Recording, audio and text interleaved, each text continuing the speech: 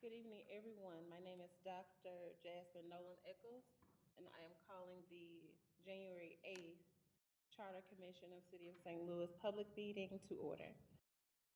Our vice chair is going to handle our roll call and our minutes, and in the absence of Secretary Bobo today. Okay, I'll begin the roll call. Chair Nolan Eccles, Here. Vice Chair Sheridan, me, I am here. Commissioner Crossland, Commissioner Dwight, Commissioner Garth, Commissioner Grant,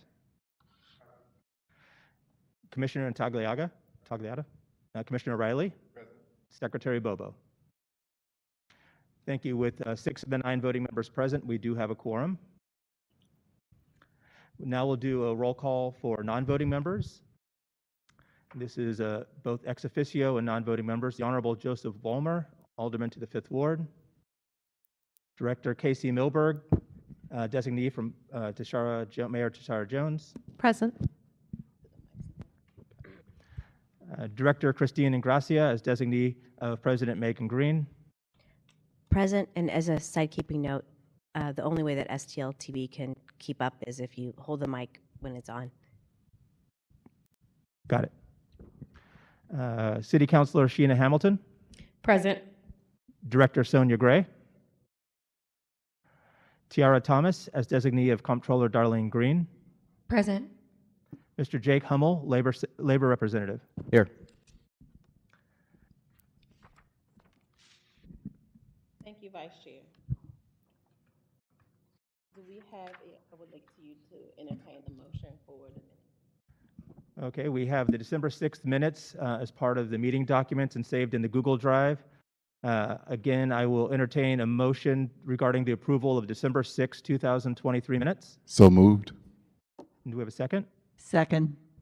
It's been moved and seconded properly. The meeting minutes from December 6, 2023 are all in motion. Please say aye. Aye. Aye. Aye. Any opposed, say no. The motion carries. Thank you, Vice Chair. The next item on the agenda is the Chair's report. I make sure that everyone had a copy, even though Commissioner Tagliata decided to print his own copy. I appreciate that. The Chair's report is also going to be found in your Google Drives, in which you all could read at your specific time. If there's anything or any questions that you would have at this moment prior to me discussing it, or if you've already read it, this would be a good time to ask those. But the Chair's report will be uploaded to the Google Drive if there are no questions. May I? Yes. Okay. Paragraph 1, no accountability to them or checks and balances. Are there specific groups you're speaking to, or an overall just observation of the current charter? It's an overall observation. Okay. The same with the phrase intentional lack of economic representation, same thing. Okay. The report by Dr. Ness, is that something in our Google Drive as well? Yes, I'm not sure if it's on our Google Drive. We Dr. have Ness' a presentation. presentation from Dr. Ness in a special virtual meeting. So if you go to the Charter Commission's playlist, you can replay that meeting from September 28th, 6th, I think it was. 26th? Okay, that It meeting. was one of our first special meetings. Just to clarify, it is Professor Sandoval, and his first name is Ness, and so it may be filed differently than the way it's specified here. We have, I believe it's only 2 special meetings on the YouTube channel for the commission, right? That's correct. Okay. Okay. Are there any other questions pertaining to the Chair's report? Okay, moving into the next agenda item, it's discussions regarding work group progress. And the first work group to give report and discuss their articles and this month's discussion, debate, and deliberation is Group 1, and their focus is public service and finance. Any members from Group 1? Sure, I'm happy to take it for Group 1. So last month, we were able to, so the last monthly commission meeting, we discussed that our goal was next to meet with the comptroller's office. We had previously met with the budget division and felt it would still be very helpful to get the comptroller's office perspective on not just the work that their office does, but how it's different and or similar to the treasurer's office. Obviously, comments and questions about the work of the Board of Estimate and Apportionment. And we were able to meet with the comptroller's office, specifically the new designee to our board from the comptroller's office, who, although being somewhat new to the role, was able to dive right on in. So first of all, thank you so much for your willingness to meet with our group and share the insight that you shared. We had a really lively and extensive conversation. We talked about what is the role of the comptroller's office in city government, especially as opposed to the treasurer's office. Comptroller's office is more on the accounting side versus the treasurer's office being more on the the safekeeping, safe holding side of matters. We also talked about how the comptroller's office is involved in the work of the Board of Estimate and Apportionment. Their office stressed that while they are a part of the Board of Estimate and Apportionment, they control that process. The comptroller's office is where the staff, the administrative staff who take care of the agendas and minutes and whatnot for the Board of Estimate and Apportionment are housed within the city operational structure, but they did stress that they do not dictate, control, what have you, the Board of Estimate apportionment process. There were a lot of conversations with the comptroller's office about, would they foresee any or recommend any changes to the Board of Estimate and Apportionment process. They did not have changes to recommend. And then we asked them as well about any changes in general to their charter language. At that time, they did not have changes to recommend, perhaps beyond considering updating the pronouns throughout the charter as this broader body has discussed, to reflect the fact that appointees are not just men in this year and time.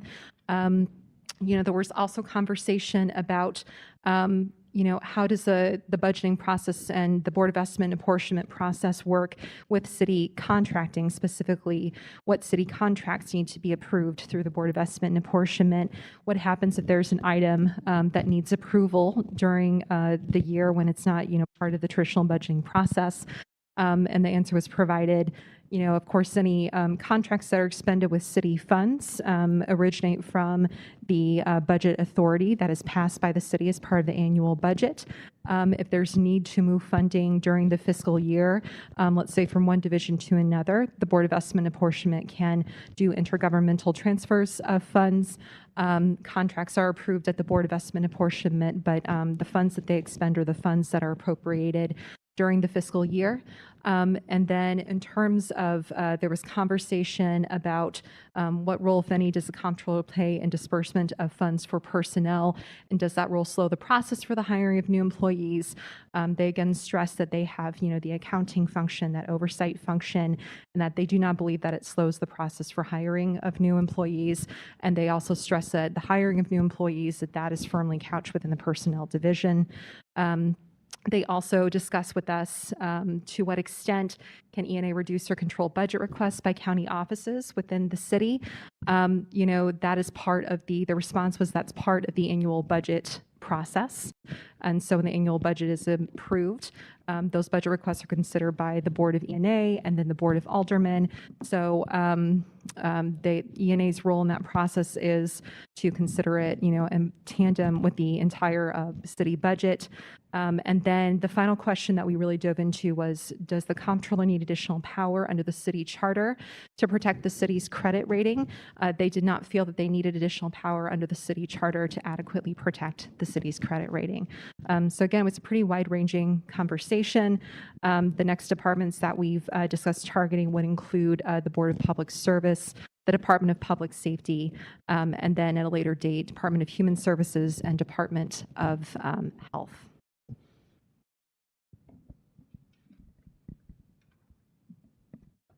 Thank you, Commissioner Milberg. If I may just add Go a ahead. little bit to that very thorough review, because I think it is important to maybe highlight a few of the answers we've got from the comptroller's office in response to questions we made about the current charter, the comptroller's authority, any potential changes. And I thought this was important in light of the report we got from the League of Women Voters last week, or a little bit before then, about what they're hearing from the public as far as changes. And I think it's important to note, at least from the comptroller's office perspective, you know, the function of that office is to serve and protect the city's credit, that major function. And, you know, it was asked of them whether, does the comptroller feel they need any additional power not in the charter to exercise that function? The answer was no. The question was posed whether they believed the budgeting process worked well in its current form by denying the Board of Alderpeople the power to increase any budget items. And they said the comptroller's opinion of that is it doesn't need to change, that it would create potential, it would create potential problems to the city's credit. And another question was posed whether the Board of E&A needs to change in form or function at all, and that comptroller's office said they did not believe so. So I thought that was just important so the public has an understanding of the position of the comptroller's office on that. So, thank you. Do any commissioners have questions pertaining to what's been reported from Group 1? It's too early to assume that there will be, have you started forming recommendations at this point for changes or amendments? Okay. We have not started drafting them. I know at least on the fiscal side of, you know, the articles that we are charged with, we did feel it was important to get the comptroller's office perspective before, you know, weighing in. They're one piece of that broader picture. So at this point, no. My questions are, if in the event that the comptroller's office or any other persons responsible pertaining to your articles don't have changes, does that mean the commission does not make changes? Or does it mean that we're seeking their opinion and perspective, and we're still going to determine what changes need to be made, if the changes need to be made, or are we taking the position of there are no changes to be made? Oh, I wasn't offering, you're talking about whether the work group has reached an opinion or anything on that? Any perspective I or think discussion? no, not yet. I mean, I just thought it's important for the public to know what is being said, though. Okay. And that actually reflects also what the budgetary, Paul Payne indicated too, about, to some extent, about the process as well. But I don't think the work group, and David, correct me if I'm wrong, has reached any conclusion one way or the other. I think we're Yeah, well, not conclusion, just thoughts, just any type of perspective, any feedback pertaining to what you've seen or what you've read, in addition to what you've heard from the comptroller's office or the other persons you heard from this month, if you have any perspective. Well, I don't think the work group has really thought too much about it, other than to say we are considering. I think we are open to the issue of whether, for instance, the budgetary authority should be increased for the Board of Aldermen, right? I think we have not done an extensive amount of research, but that's certainly an issue that's under consideration. And also, I think an issue is exactly what is the comptroller's authority as far as decisions about contracts and their role on the E of A. But I don't think we've reached any firm conclusion. So I don't know if Casey or David want to say anything else. Anything you want to add, David? Commissioner Dwight, sorry. No, I just repeat what has been said. We have considered a variety of, just echoing what's been said, we have considered a variety of different options. It's not that we haven't thought about it at all, and we've also received a number of proposals from community members who have attended it. And I guess to answer the earlier question, it's not necessarily just because they said that there's no changes needed that we're assuming no changes are needed. Okay. Okay, do we have? I'll just add, I think it's helpful to know their perspective so that we move forward with a more progressive way to move the city forward. We know we need to go back before July and build some relationships there so that we don't have the public and the comptroller's office at odds, campaigning against each other in the vote. Okay. Do we have any additional discussion pertaining to Group 1's feedback from this month before we move into Group 2? Okay. Group 2. The only other thing is, and I think Ms. Milberg mentioned this, you have at least one more work group scheduled, or should, to review essentially the functions and powers of the Board of Public Service. Is that correct? Our next meeting for Working Group 1 is scheduled for Thursday, the 18th. It's virtual. It will be at 6 p.m.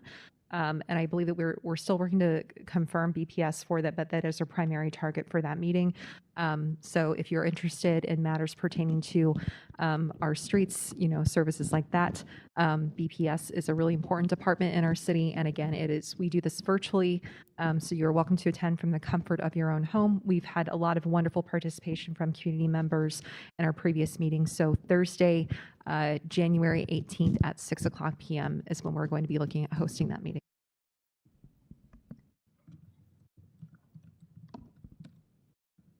Thank you, Commissioners from Group 1.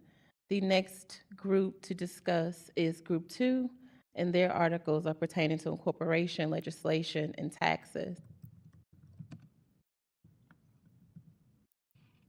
We continue to meet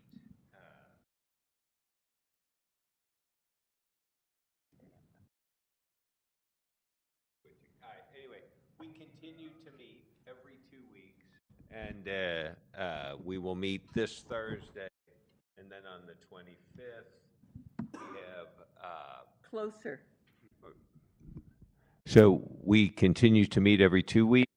Second and fourth Thursday of the month. We will meet this Thursday.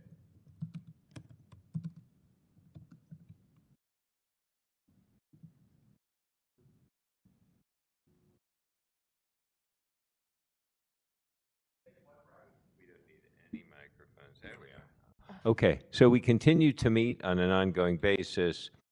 We have had a series of meetings with elected officials, the Board of Election Commissioners, as we reported last time. We have a number of requests out for further meetings. We have, which we will discuss this Thursday, 13 possible charter amendments to propose and then draft. I think out of 42 total work items and follow-up items. So we continue to go through the charter article by article and look to compare each article against the criteria that we've established for change and innovation. So we'll continue to do that, and hopefully after our meeting this Thursday, we will push forward with some actual amendments to draft and bring back to this group.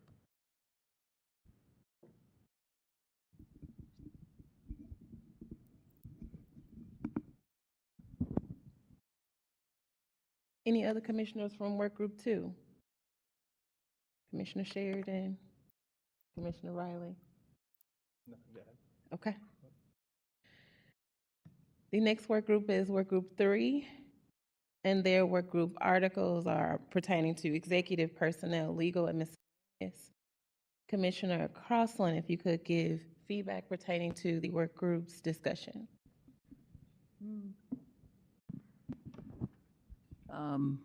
I'm sorry, I wasn't aware that I was supposed to be speaking at this. You'll have to help me out a little bit with this.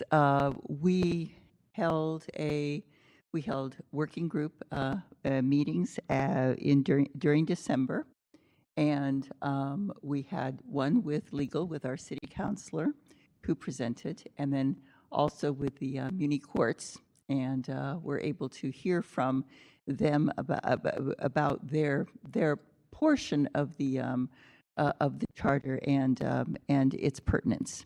Let me deal with the Muni courts first, since it's probably the shorter of the two, and simply say that by and large, it was felt that the presiding judge felt that the charter language itself, except for a particular section that required some updating, was good in and of itself. That that they really have two bosses within the Muni Court system, because they are a city operation, but they also then have state requirements as well. And so everything that they do has to be structurally sound at the state level as well. And they felt that the language that's in there right now does that with some specific changes that that he mentioned, having to do with, I believe it was Article 2 at that point in the language that was within it. One of the questions that I at least specifically asked him had to do with changes that were mandatory with regards to charter versus changes that could be done by ordinance. And I think that's an issue that we as a group may have to look at more carefully as we get further into this process. That we may be confronted with ballot fatigue, if we want to put it that way, if we try to put 25, 30 amendments on the ballot next time around. And so we're going to have to decide in clusters which of the changes are the most important, because they're core changes that have to be in place for other kinds of changes to take place. And so my question to him was, which were changes that could be done through ordinance, and which were changes that could be done through must be done through charter. And he carefully broke out the changes that needed to be done by charter, and they are part of the recording of that session. What I would ask our city councilor to do at this point is to briefly review what she presented to us in terms of her office and operations at a high level, and then I'll add or wrap at the end of that. Sure. So I just talked about started out by giving an overview of this and what the office does, and then kind of why we do it that way. So it was a longer explanation or intro, I think, than most of the presentations that we've had so far. But I didn't find that any of the particular language in the charter needed to be amended. There's nothing that would change based on the way we operate today. There are some language things that could have been changed. There are some references to offices that we don't use in the civil service. So I mentioned those and made note of those technical things. But as a general principle, there's nothing based on the charter language, the way that we have it, that would change based on the way that we operate the office today. I hope that's covering.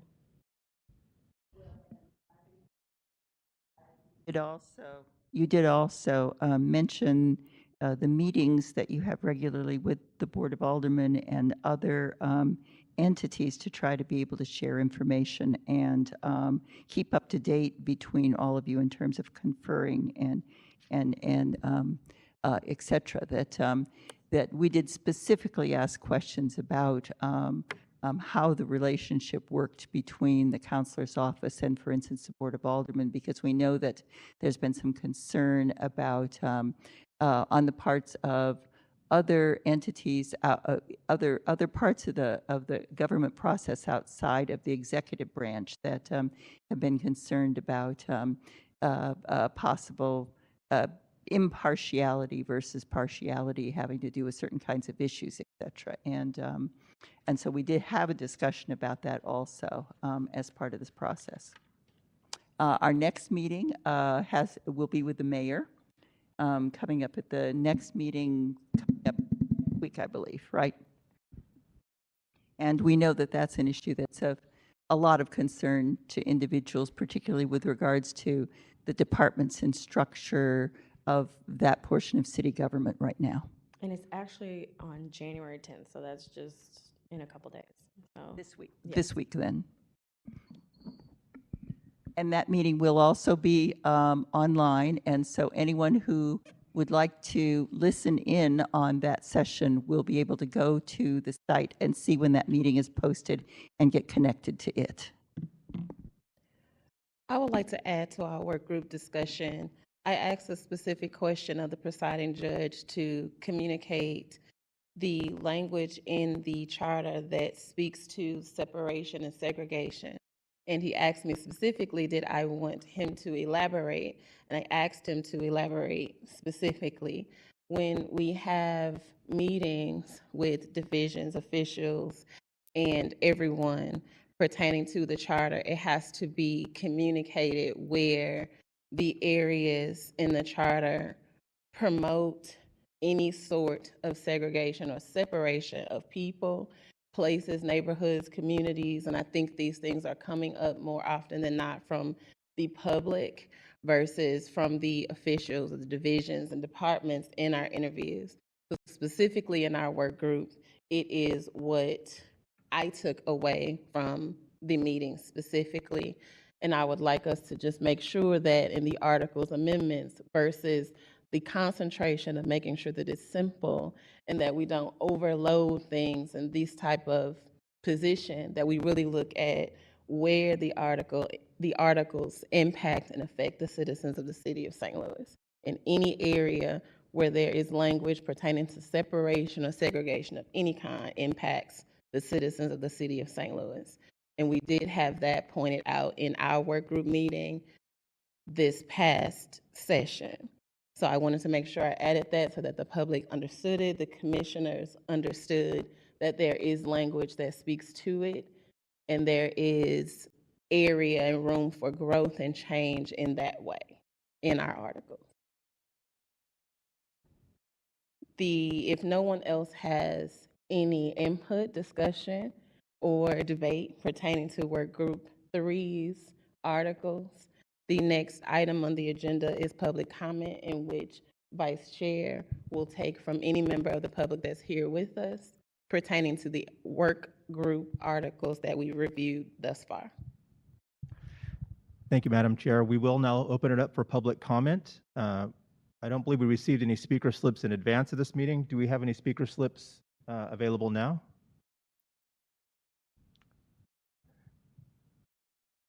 Yes. I'll recognize.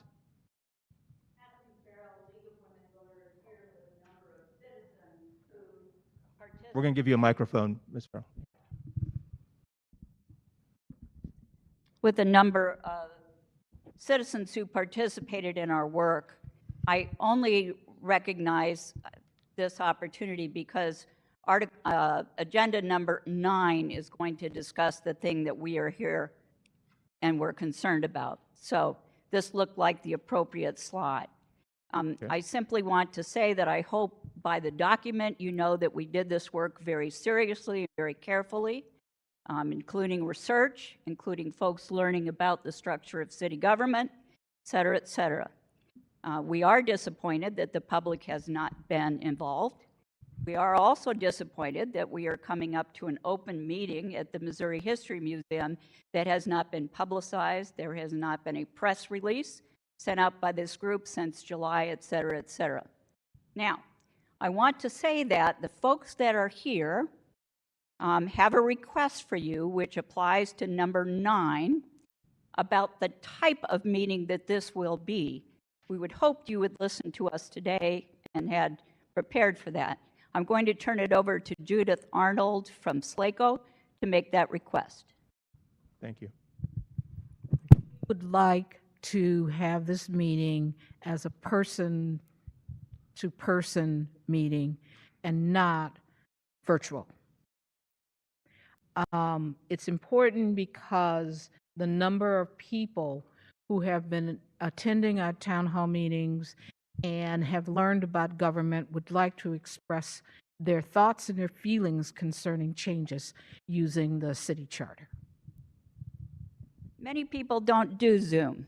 Many people who are here tonight don't do Zoom. And yet these are the very people, the very residents who put that work in person. So I respectfully request that you have a meeting that they can attend and that is open and not relying on a virtual meeting. That is not a public meeting that is accessible to many people who did it. And I think that's important to know. These people came here tonight, maybe they can raise their hands to make that request, that you meet with us in a way that it is accessible to all. And these are just a few of the people who put in the work.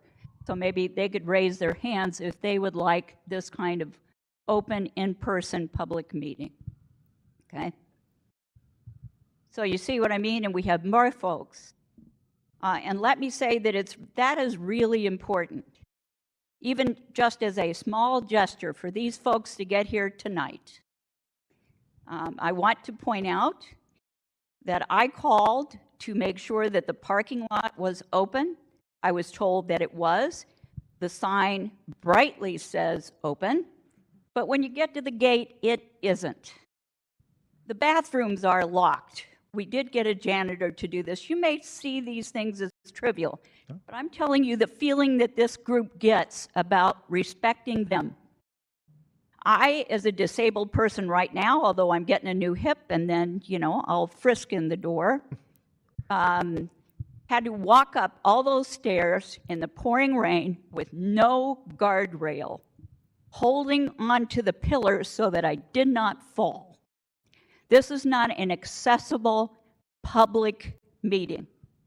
And I hope fervently that when you take up agenda number 9, that you will take that into account and meet these people with the respect that they deserve. Thank you. Thank you. I need some clarity. Yes. Chair Echols, help me understand why the public is not able to speak tonight or at a public hearing. Why are we having a special meeting just for this group? No, the public's able to speak. That's what we're doing now. So they can share tonight They can, yes. and the public We hearing. have a public hearing on January 23rd also.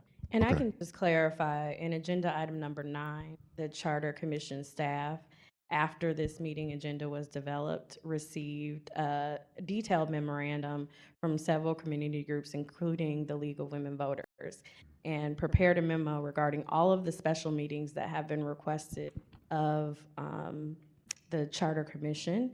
And in that memo, Charter Commission staff recommends a special meeting specifically to hear from those individuals, or I should say those organizations, those community organizations who prepared that report, so that we do not rush that, so that we have the opportunity to explore it fully.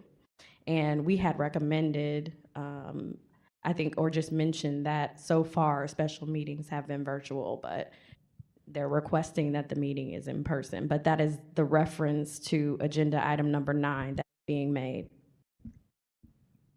Okay, thank you. It's also, Commissioner Rowley, to add to, I'm requesting when I'm getting email correspondence from organizations or residents or individuals that have documents to present to us, that we do a special meeting format for said purposes.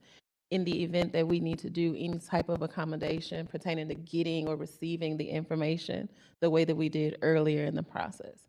So if they have specific documents, which the League of Women Voters presented to us, that we have the opportunity to see them in a presentation form versus email form.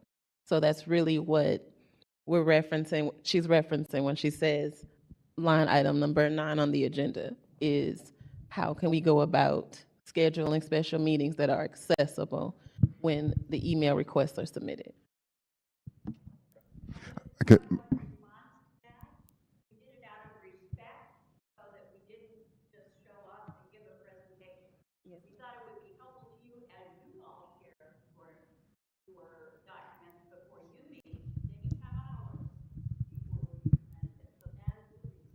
Appreciate that. Thank you. I mean, I read through the report. Thank you for the work that has been done. We tried to work against this narrative that there has not been access for the public to these conversations. And so we meet month after month with a section for public comment and don't hear any public comment, but we have public comment. So I think it works against our own messaging to put this off when they're here. We have the report and we have it on the agenda because we've been asking for this since September. So, but I'm fine. Thank you. I've read it, very thorough, and it sounds like most of the work that we're trying to do, they've already done. Yes, I'm sorry, Commissioner Sheridan. I've given the Charter Commission staff several different correspondence we've received, and it's not a matter of putting them off, which is why we have the public comment on the agenda. It's that the presentation, just like we're requesting now, we want an in-person presentation versus a virtual presentation. That request would only come out in a public meeting forum or as we're engaging it now. So we have to schedule and accommodate different versions of public hearing. I've heard the same thing in the town hall meetings in North St. Louis this past month, that everyone has not been communicated with, nor do they want to be communicated with via a link that I'm sending them or via my social media platforms with a link. So it's a means and a way to engage with the public where they are. And if a special meeting accommodation is required to engage, then we need to make those adjustments in our public meetings where we've requested that we have all of our discussion. Yeah, I was just going to say the memo appears on page 17 of the packet and details the requests. So, Do we have any other public comment at this time? Yes, sir. I recognize you. You go ahead and come on up and we'll give you the microphone.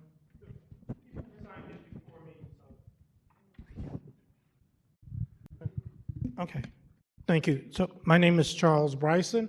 I'm policy catalyst for TrailNet, and I basically have 2 points, and I will try to make this very short.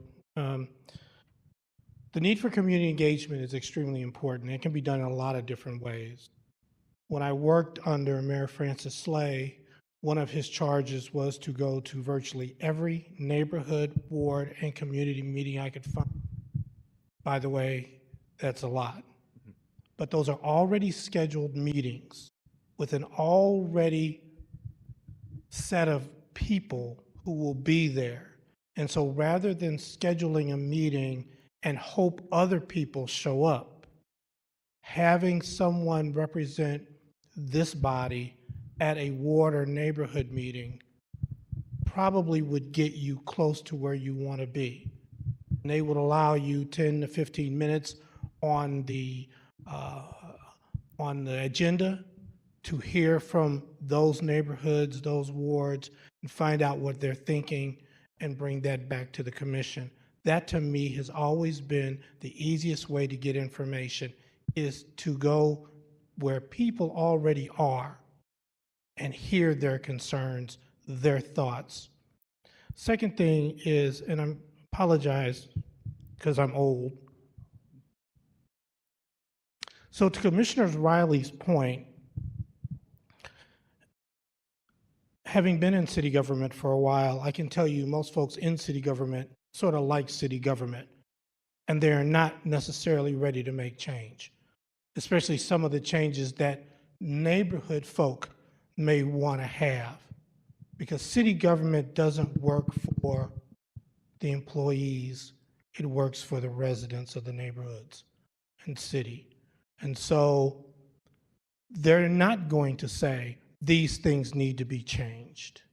However, when you go to the neighborhoods and you talk to those residents, they will give you a completely different story. And that's the balancing act that I understand you all must go through. Myself, I've said it once, I'll say it on the 18th, we need a city Department of Transportation so that one entity can handle all things necessary for our infrastructure. Right now you have what? Streets Department, Planning Department, and BPS. And if you go back several weeks to the issue of Ted Drewes and Chippewa, and you read into that article, what does it say? Well, the Streets Department really had nothing to do with the street issue. That was BPS. But who knows that? Who in that neighborhood knows that it's not a streets issue, it's a BPS issue, and why is BPS doing streets work? That's confusing. But the point is, they're not going to say drastic change needs to be made to improve the quality of life of the residents of our city. It is up to you all to read in between those lines and help decide what goes on the ballot in November. Thank you. Thank you so much. Yes, sir.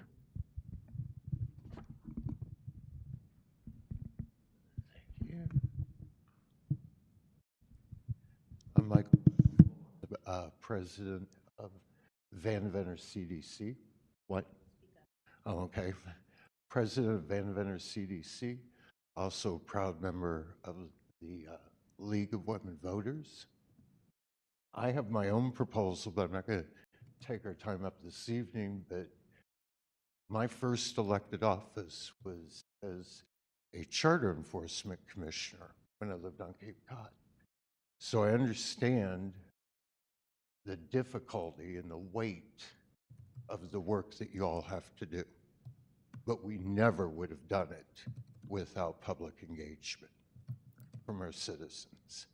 So I have something I want to talk about, but I would encourage that we be given an in-person meeting to address what we have to offer. Thank you. Thank you. Any other public comment? Yes, please. We've go ahead. used more than 15 minutes, and we appreciate you giving us this time this evening. Thank you very much. Thank you. One question. Is there no other public comment? Yes, we are still open for public comment, however. Is though. there any other public comment? Yes. Thank you, Commissioner Riley. No. Okay. Okay, thank you.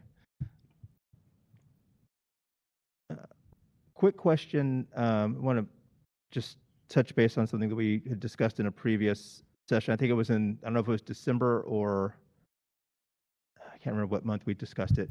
I thought that we were, I thought the commissioners requested a list of all the neighborhood organizations in the city. Did we ever receive, I just looked through my email. Did we ever receive that? We did. Okay. Yes, it's included in the informational email that the city attorney sent out. Okay. Should be in all your folders as well as the email. Got it. Okay, I'll double check there. Thank you. The email that was supposed to be sent to those organizations accompany that list? It was my understanding you wanted draft language to be able to send an email. So the draft language is included in the information you have about the neighborhood organizations. Okay. So it actually, just to clarify, so it hasn't actually gone out to the neighborhood organization yet, is that correct? That's correct. It was my understanding from the last meeting that you all wanted to be able to review that information, to be able to make sure it was where you wanted it to be in terms of what you send out, and also that you could also edit and make changes to the neighborhood organization list to make sure that it was up to date and that I wasn't the only one who was providing input to what was Okay, I'm just worried about timeline right now and trying to, trying to figure out what's been done and what still needs to be done in order to alert people to the meeting on the 23rd. So that's why I'm asking these questions. Let me put a finer point on that discussion. So during our last meeting, the conversation was around creating a list of community organizations, which the Charter Commission staff did, and then sent that information to you all because the request at the last meeting was that you all be able to add organizations. You all have your own networks and contacts and so on and so forth. And so to former Commissioner Bryson's point, we have compiled a list of those organizations, made it available to commissioners to add to it and assign themselves to those particular things because we had a conversation at the last meeting, I don't believe former Commissioner Bryson was there, about commissioners making themselves available to go to those meetings. So there's a column for you to add yourself. to those meetings if you would like to go. And we made sure that we scheduled this January public hearing well into the month of January for the purpose of having time to advertise the public hearing after this meeting. We have not yet moved on from public comment to the next agenda item. So, sir, I'll recognize you for public comment. Good evening. My name is Edward McFarland. I am the committeeman in the 12th Ward, used to be the 4th. And when you talk about the neighborhood organizations, we have not heard of any of this. I'm at this meeting this evening because one of my precinct captains mentioned that she heard about it. And I came to see what was happening. You know, if the charter is being discussed or changed or whatever, we need to know that. And we had no idea. And it may be because we were the 4th Ward organization, now we're the 12th, so we had to reorganize with the state, you know, as a new organization, and maybe that's why you don't have our information, I don't know. But I had no idea. So what I would like to do is know, how do we become involved with this? How do we get on your list, have meetings in my ward to discuss what's really going on? Because I'm surprised, to be honest with you, what I'm hearing this evening and what's been going on, and we had no idea. Thank you. Which organization were you with again, sir? I'm sorry. 12th Ward, thank you. Before we conclude this section of the agenda, are there any other public comments? Okay, Madam Chair, back to you. I had a concern pertaining to what's come up in my community work with individuals pertaining to the list of organizations. I understand that the organizations is a means of community engagement, but not all residents have emails or are associated to said organizations where we may go and add ourselves to agendas to speak about the charter. So what can we do pertaining to reaching the community members, the citizens that are not associated to these organizations? So we kind of go over this at every meeting, all of the ways that we have, I mean, I could keep making this same speech, but each time you all request a different point of engagement, staff facilitates that engagement. So if there is a manner in which you would like to engage the public further, if you would like to adopt one of the public's recommendations, then we will do so. If I could add to that, I think we've gone over a multitude of times the fact that the originating ordinance for the Charter Commission included modeling community engagement off the Ford through Ferguson initiative, which was highly successful. We started in August or September. We're in January of 2024 now, and the commissioners to date haven't made any significant or meaningful moves, in my opinion, with respect to community engagement and how that will be included. And I think that we have people who are in the community this evening, who also sit as voting members on the commission, who could provide some really critical, helpful insight if that's something that the voting members think is really important to do. Pertaining to that comment, I believe that we've had, to your point, Commissioner Hamilton, we've had several different discussions pertaining to how we're going to navigate community engagement. The issue is that we've brought it to the body for total decision-making to occur. And in last meeting, we postponed those decisions being made pertaining to community engagement so that you could be present to communicate with us what is or is not available or accessible to us. There was speaking pertaining to subcontracting, community engagement work, and some other requests that commissioners made. So I thoroughly disagree that we have not made attempts or we have not discussed community engagement or done the work pertaining to the charter. We have to know as a commission what we are able to do as a collective, and in the public meeting forum, make the decisions pertaining to it, which is what we've all moved to. Okay. So I think there's an aspect of the agenda that we discussed that, but we have to make concrete decisions on what budget is allowed, what schedule is permitted, what activities and tasks we're going to do pertaining to community engagement. We have to make that decision here. Commissioner Humble. Thank you. Could I make a suggestion that let's just start with the list, and if we could ask if we could get an invite mocked up for all the print media that we can get a hold of, First Post Dispatch and St. Louis American, some of the other smaller papers that I know print around the city. Ask for a digital email to go out to city employees. Ask that the neighborhood associations be contacted on a expedited basis. Hopefully we can get this email drafted up this week and an invite sent out. We can sit here and argue about it, or we can actually start making a list of people we need to send out. Most of those things have already been provided to us. If we could just, each of us go through that list right now, figure out who else we would like to invite, and get that moving as fast as possible. Yeah, I hear what everyone's saying about engagement and what was intended so far. And I don't disagree that everybody's done their share in all of this. My concern is that in hindsight, looking at this, we lack some deadlines that were associated with it, realistic deadlines, that would have, for instance, said if we got no responses back to changes in the list or whatever it is by such and such date, then, you know, a blast would be sent out to that list, for instance. And so we need to be more concrete in terms of our recommendations at this point so that everybody's clear in terms of what the intentions are, et cetera.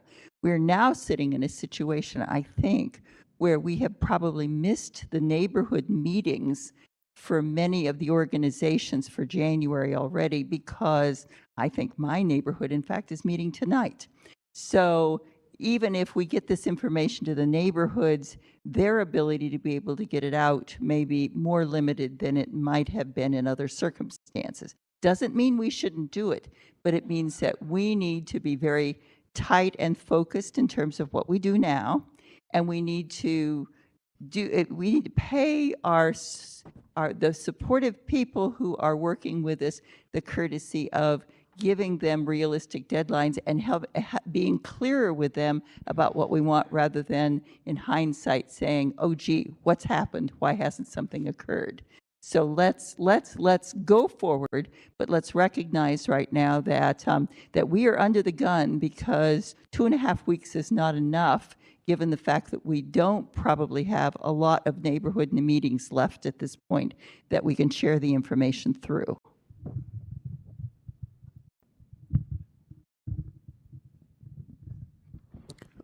Commissioner, if I'm out of order, let me know. Okay. Ms. Farrell? Ms. Farrell? Hi, how are you? Yes. May I ask you a few questions?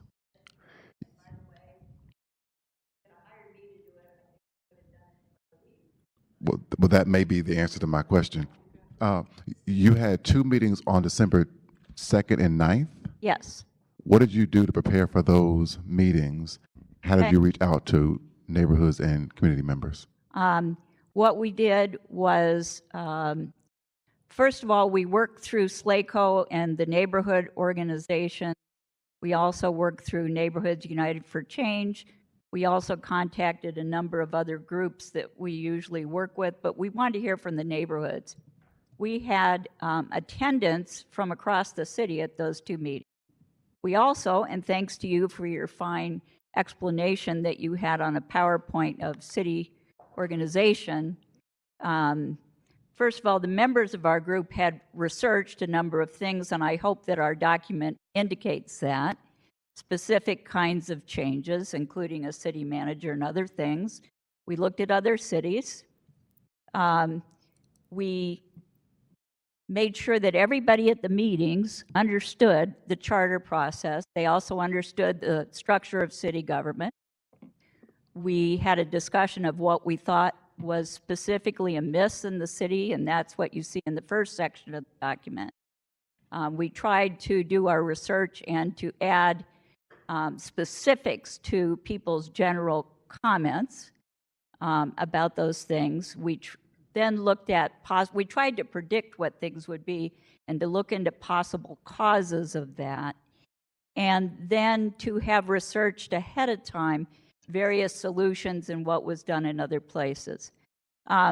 There was close to 70 people who participated in it. I should have brought the numbers of the neighborhood organizations, and I have sent, Judith is agreeing with me because for SLACO, she helped with this quite a bit. We have sent reports. I've now sent 2 of them to all the neighborhood associations on what the Charter Commission was doing. That's the only communication that they have had, and we sent that out through SLACO to all of the presidents. We've sent 2 of them now. So that is what we did. I am a fairly experienced professional in public communication, so I conducted those, but a number of our other members like Judith and Nancy Thompson and other folks, Victoria, also had become experts on various kinds of things so that they could be very specific in those meetings. I then sent the draft out to all the participants, and I asked them to make corrections. They did that, and we did that way before Christmas. But I wanted to make sure that they did that, and then I sent you the memo on the 28th. We asked for 15 minutes, which we could have done tonight really easily, and given you the report. But that's what we did, and I think we did what you have not. How many weeks lead time that you That need was to that we didn't advertise? see that happening. How many weeks lead time do you need to advertise these 2 meetings? Judith?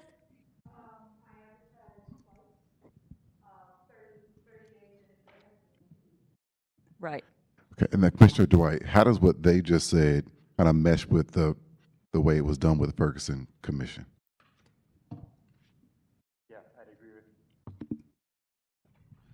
I agree with everything they said. Like a 4 to 6 week lead time is good for engaging the community in it, to have those networks of community organizations that you're regularly in contact with. Really great suggestion about going to community meetings where they're situated. And then also something that you all mentioned before about the design of the meeting and having like a competent facilitator for approaching that is really vitally important to the quality of the information and it being usable. So I agree with that, and was part of the recommendation earlier about use of some of, if we could appropriate funds towards the hiring of one. So yeah, in agreement, and easily the American and other publications would be happy to post regularly ahead of these.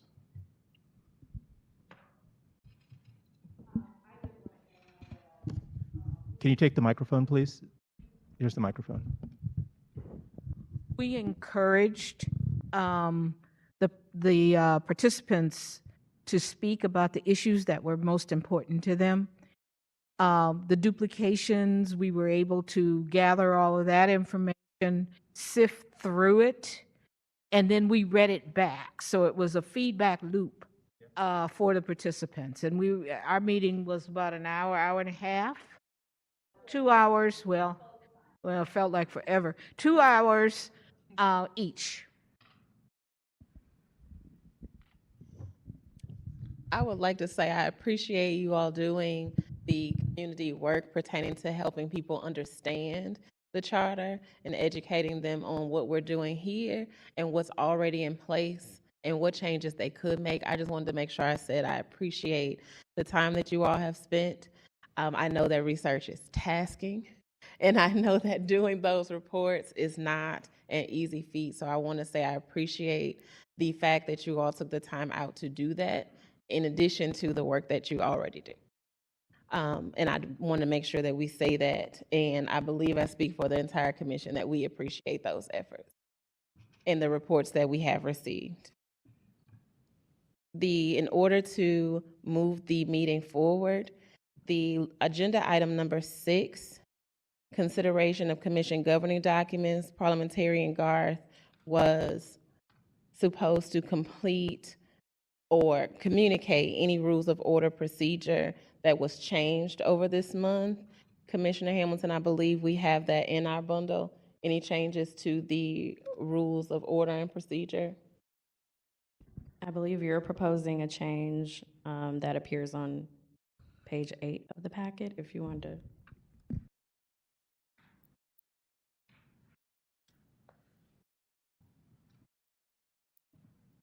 Page 8 of the packet, letter E, I believe it's highlighted in red. It reads, commission staff will exercise its best efforts to post documents prepared by one or more commission members, circulated to commission members, and concerning a matter appearing that regular monthly meeting agendas on the commission's publicly available website in advance of the regular monthly meeting, provided such documents are delivered to the commission staff on or before noon of the business day preceding the regular monthly meeting. I believe this amendment to the rule of order and procedure is in alignment with Commissioner Riley's request to make sure that the agendas are presented to the public 2 weeks in advance, when and where we can do so, if provided to the commission staff in advance. Do we have any comment pertaining to the amendment to the rule of order and procedure?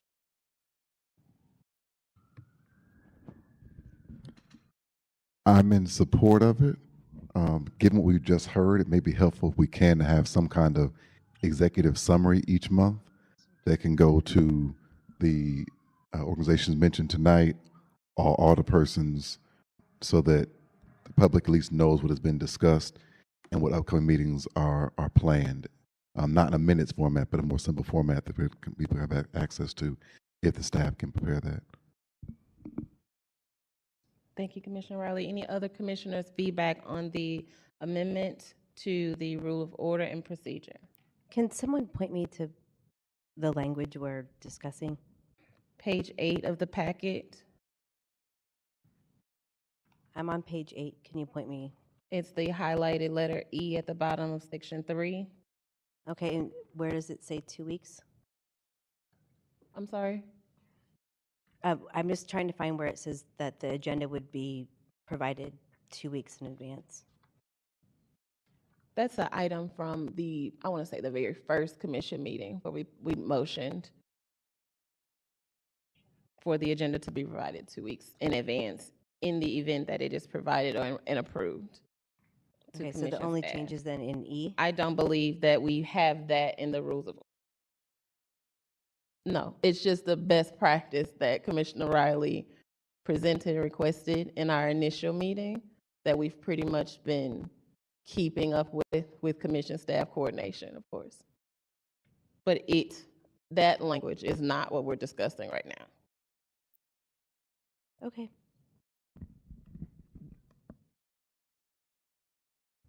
If there's no continued communication or discussion pertaining to the amendment, do we need to go ahead, Commissioner Hummel? Just a brief question.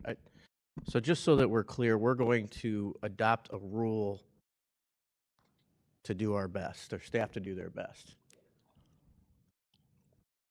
You said Okay. we're adopting a rule to do our best.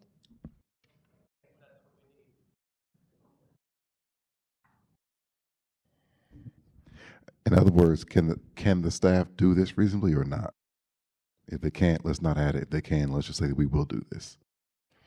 Yes, I think what we have to make sure that we're understanding is that in, I want to say the November meeting, or meetings since November, we've had recommendations and requests that everything be conducted, addressed, discussed in this forum. And we're trying to make sure that all of our documentation is in alignment with what motions we're putting forth and requests that we're putting forth in this meeting. So that's really what it reflects, and it reflects a continual, I want to say, amendment of that. So we need to also, when we finish this meeting, we'll probably have to add community engagement items to the rule of order as well. So it's just that we need to keep a documented update to our rule of order pertaining to the commission. Right, but I think the question is, can the staff commit to doing that? So I'm gonna give background to how this came about. During the December meeting, there was a request that the meeting packet be posted on the website in advance of the meeting. This language was drafted at the request of the chair in response to that request to outline what we would post and when, right? And so staff having the information, then they post it, right? So if you have a recommendation for how this language should be changed, for example, if Mr. Hummel would like to strike best efforts, then that can be, part of the motion.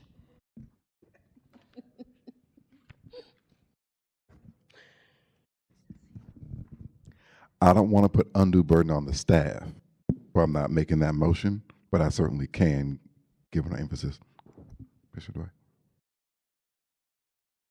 Dwight. I had a question, just make sure I understand the application of this language. This will just be for posting documents for the public to see.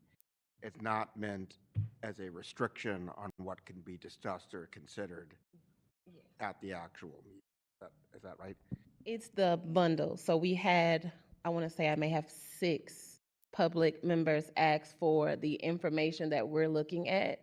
They want to have access to it via the website. They want to have access to the bundle, basically, that we're looking at. So if we can have it uploaded to the website is really what this language is speaking to. The public requested that they be able to see the bundles that we're referencing in the public meetings. Okay. And I'm particularly thinking of this. So we had decided that we would submit the working groups would submit first drafts of proposals on, I think, 2 weeks before our March meeting, which would be February 9th. So I'm expecting those drafts will obviously get posted. But then I suspect other people and other working groups are going to have comments or proposals to change that language.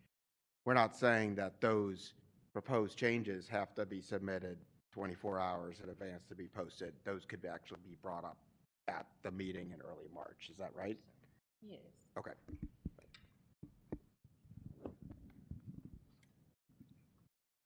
Okay. Any other comments or questions pertaining to this section that we're adding to the rule of order in order to ensure that the public has access to the bundles and documents that we're referencing in public via the website?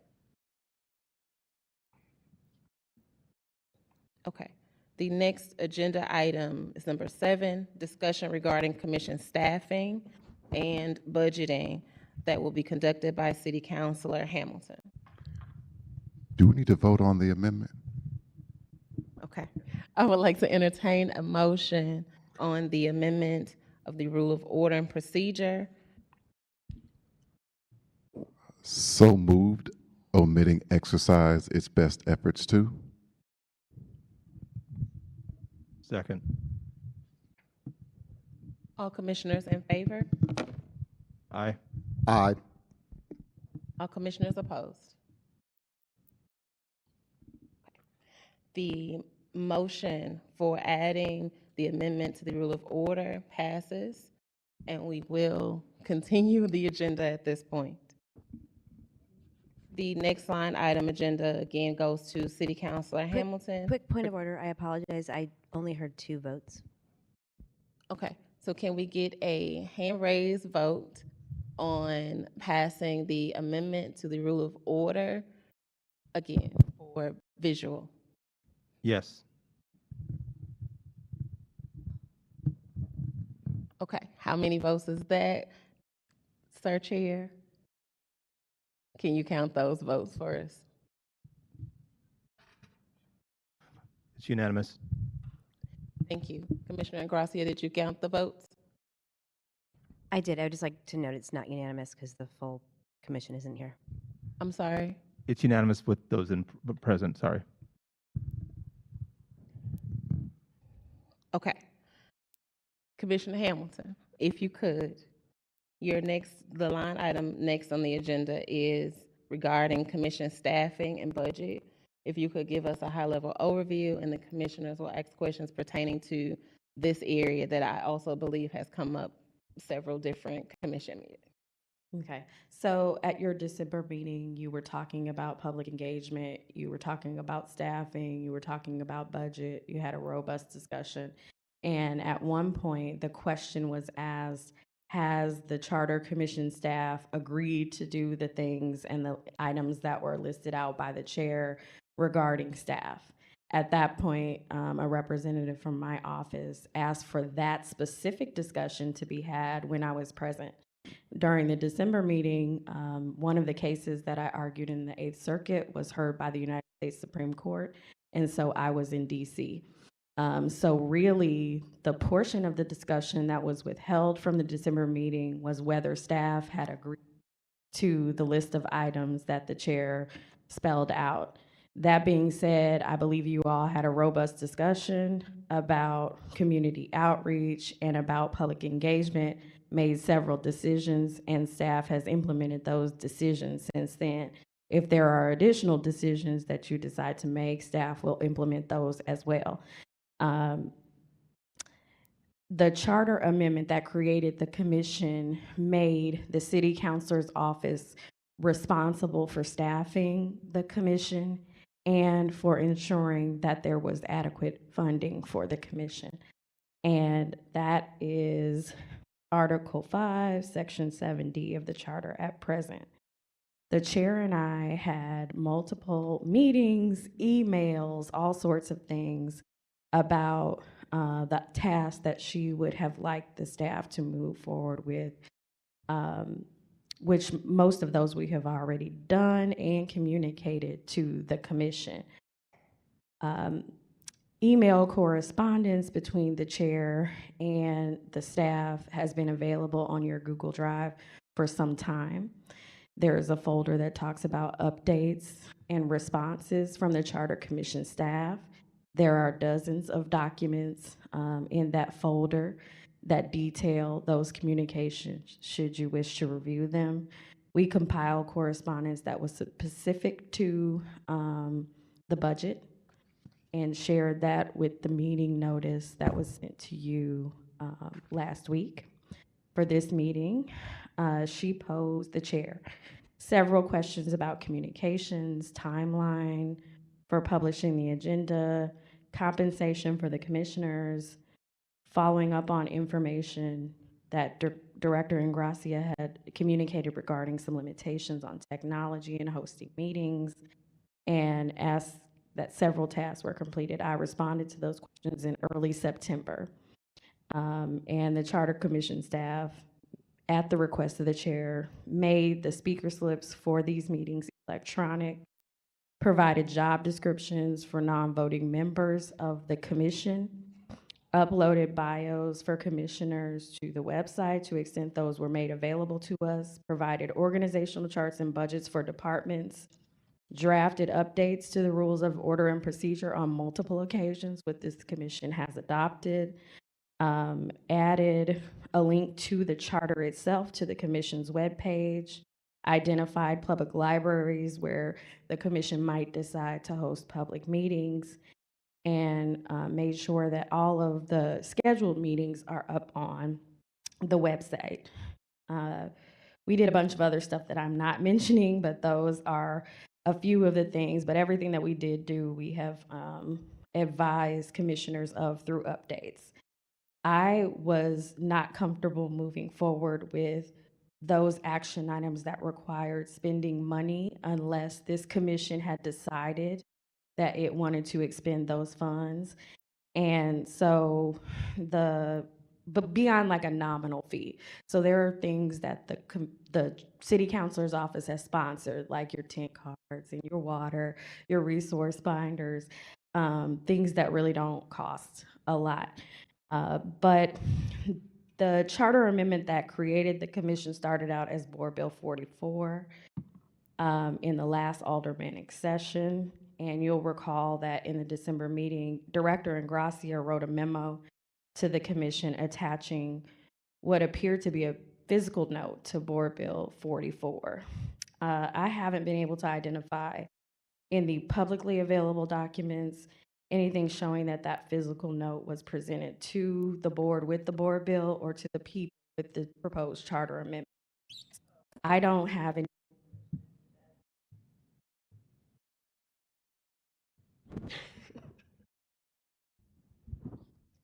I think. Okay, thank you. I think that means I might be talking too much, but I'm gonna keep going. So I haven't been able to find anything saying that that physical note passed, but it is, you know, something that can give you an idea of what Alderwoman Annie Rice or former Alderwoman Annie Rice was thinking of as far as a budget when the board bill went forward. That said, the Alderwoman and I had conversations about what it might cost to put on the Charter Commission, but that was a board bill that contemplated one meeting a month, and this commission meets 8 to 9 meetings a month. And so you might consider that as well. In September, in the correspondence that has been shared with you, I explained to the chair that while the city doesn't have unlimited funds, I anticipated that we would be able to secure some funds to execute the things that you all decided upon. I suggested at that time in September that the commission deliberate and come up with the things that it would like to expend funds on, that staff would estimate the pricing on those things and present that estimated cost to the commission. And I also had a conversation with the budget director, and as I suspected, I asked him if there were funds available, and he said, well, what do you want? Right? And so the request was for information about what the commission would want. So the chair did enumerate some items to staff as to what things might be requested.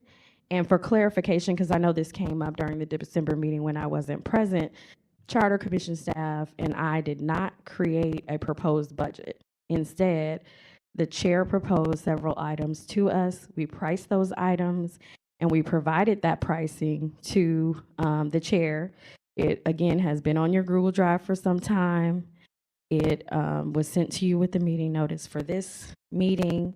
And we did not decide to move forward with doing those things without this commission having decided that it wanted to move forward doing those things. For example, the pricing for direct mailing was estimated at $68,000. Buying the microphones that were requested, $12,000.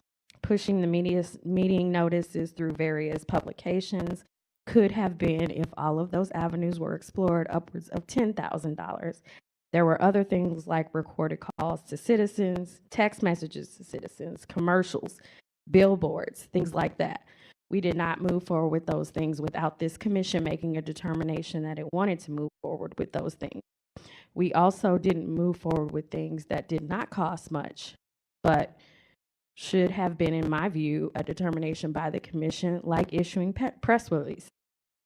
We did move forward with things like putting your initial binders together, giving all that information about prior charters and model charters and things like that, putting our meeting notices in our community's weekly email, putting the meeting notices on the city's social media, creating a list of news desks so that we are prepared and ready for when the commission decides to issue a press release, creating a list of community organizations that was requested in the December meeting for the purposes that were identified in the December meeting.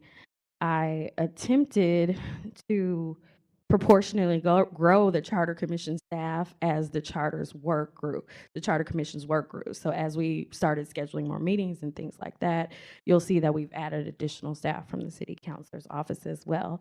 I don't recall the chair and I ever discussing an outside vendor for the purpose of communication or community engagement. However, I do recall Commissioner Dwight raising the idea of having a community engagement specialist at several meetings. I do not recall this commission taking any vote on that. There is going to be, as I mentioned in the correspondence that was shared with you, a process if we want to engage an outside vendor, right? So we have to, because of the way that the city's contract process works.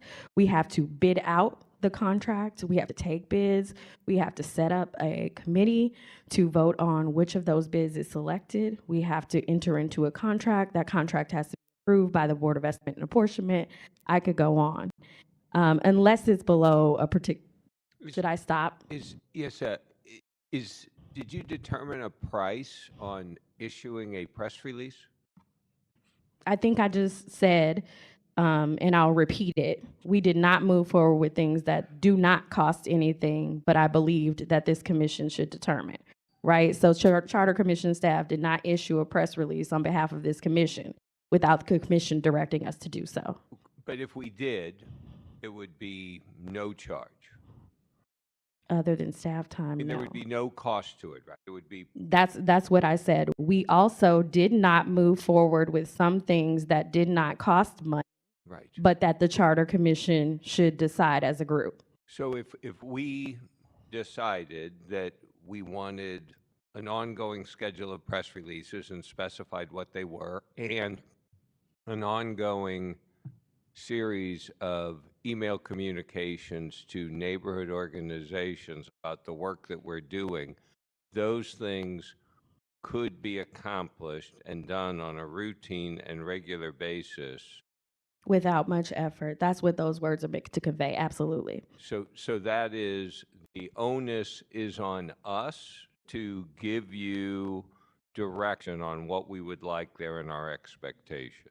Well, my thought and my view that the staff would not be issuing press releases because a sole member of the commission wanted us to do so. That instead, as this commission has asked it on a routine basis, that the commission would decide those things.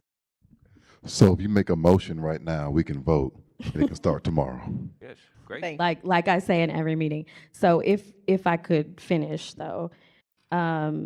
So anyway, talking about how we go about contracting, that does take some time. So I want to emphasize that, because it's January and we're many months into this work, and it would take some time to engage an outside vendor.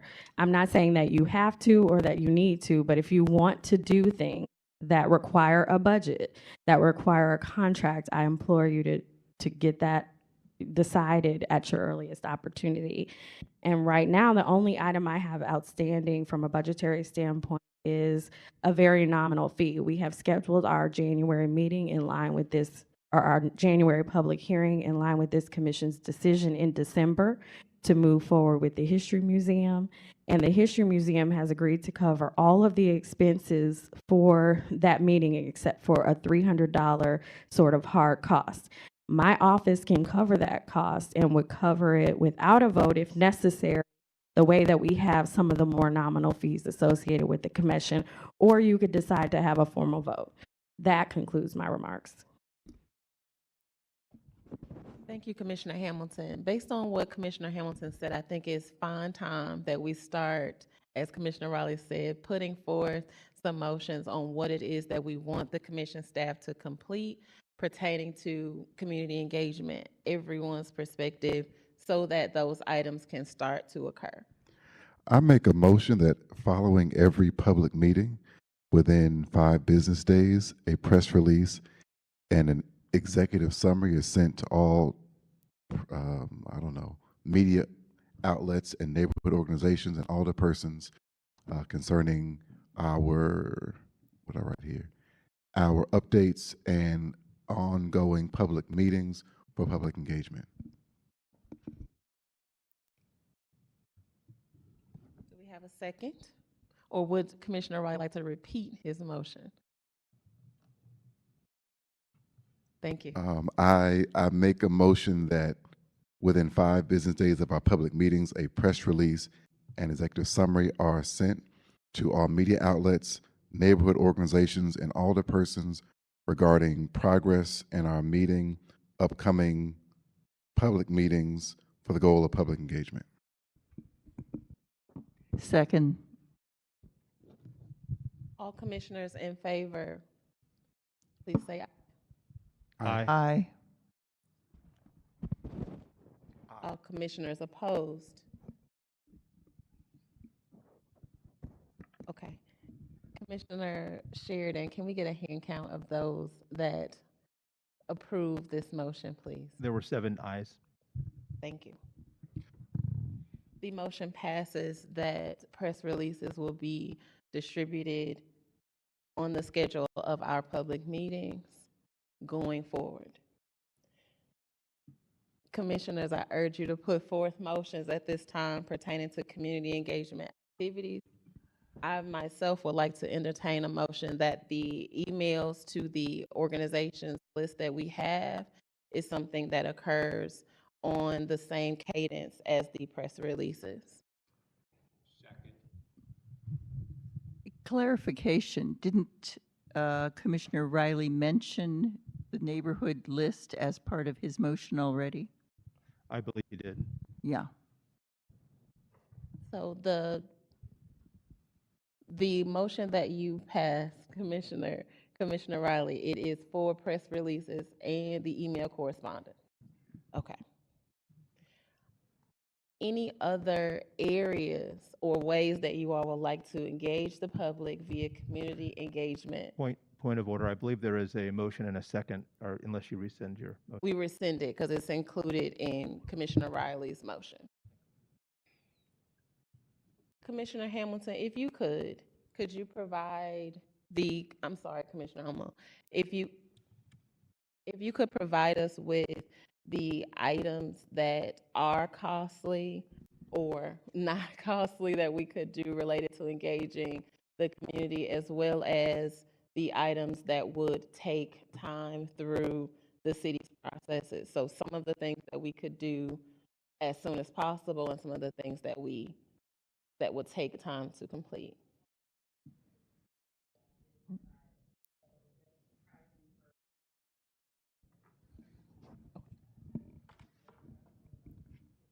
Okay. Commissioner Hummel, go ahead. Thank you. I would propose that we take out an ad in St. Louis's 2 largest newspapers, at least, including some of the smaller ones. I know the Bosnian community has one. I know the Latino community has one. But specifically the Post-Dispatch and the St. Louis American as well. I know it will cost money, but as we were saying about engagement, not everyone has the digital means to see all of these things, and I think we should try to hit all of the different media as possible.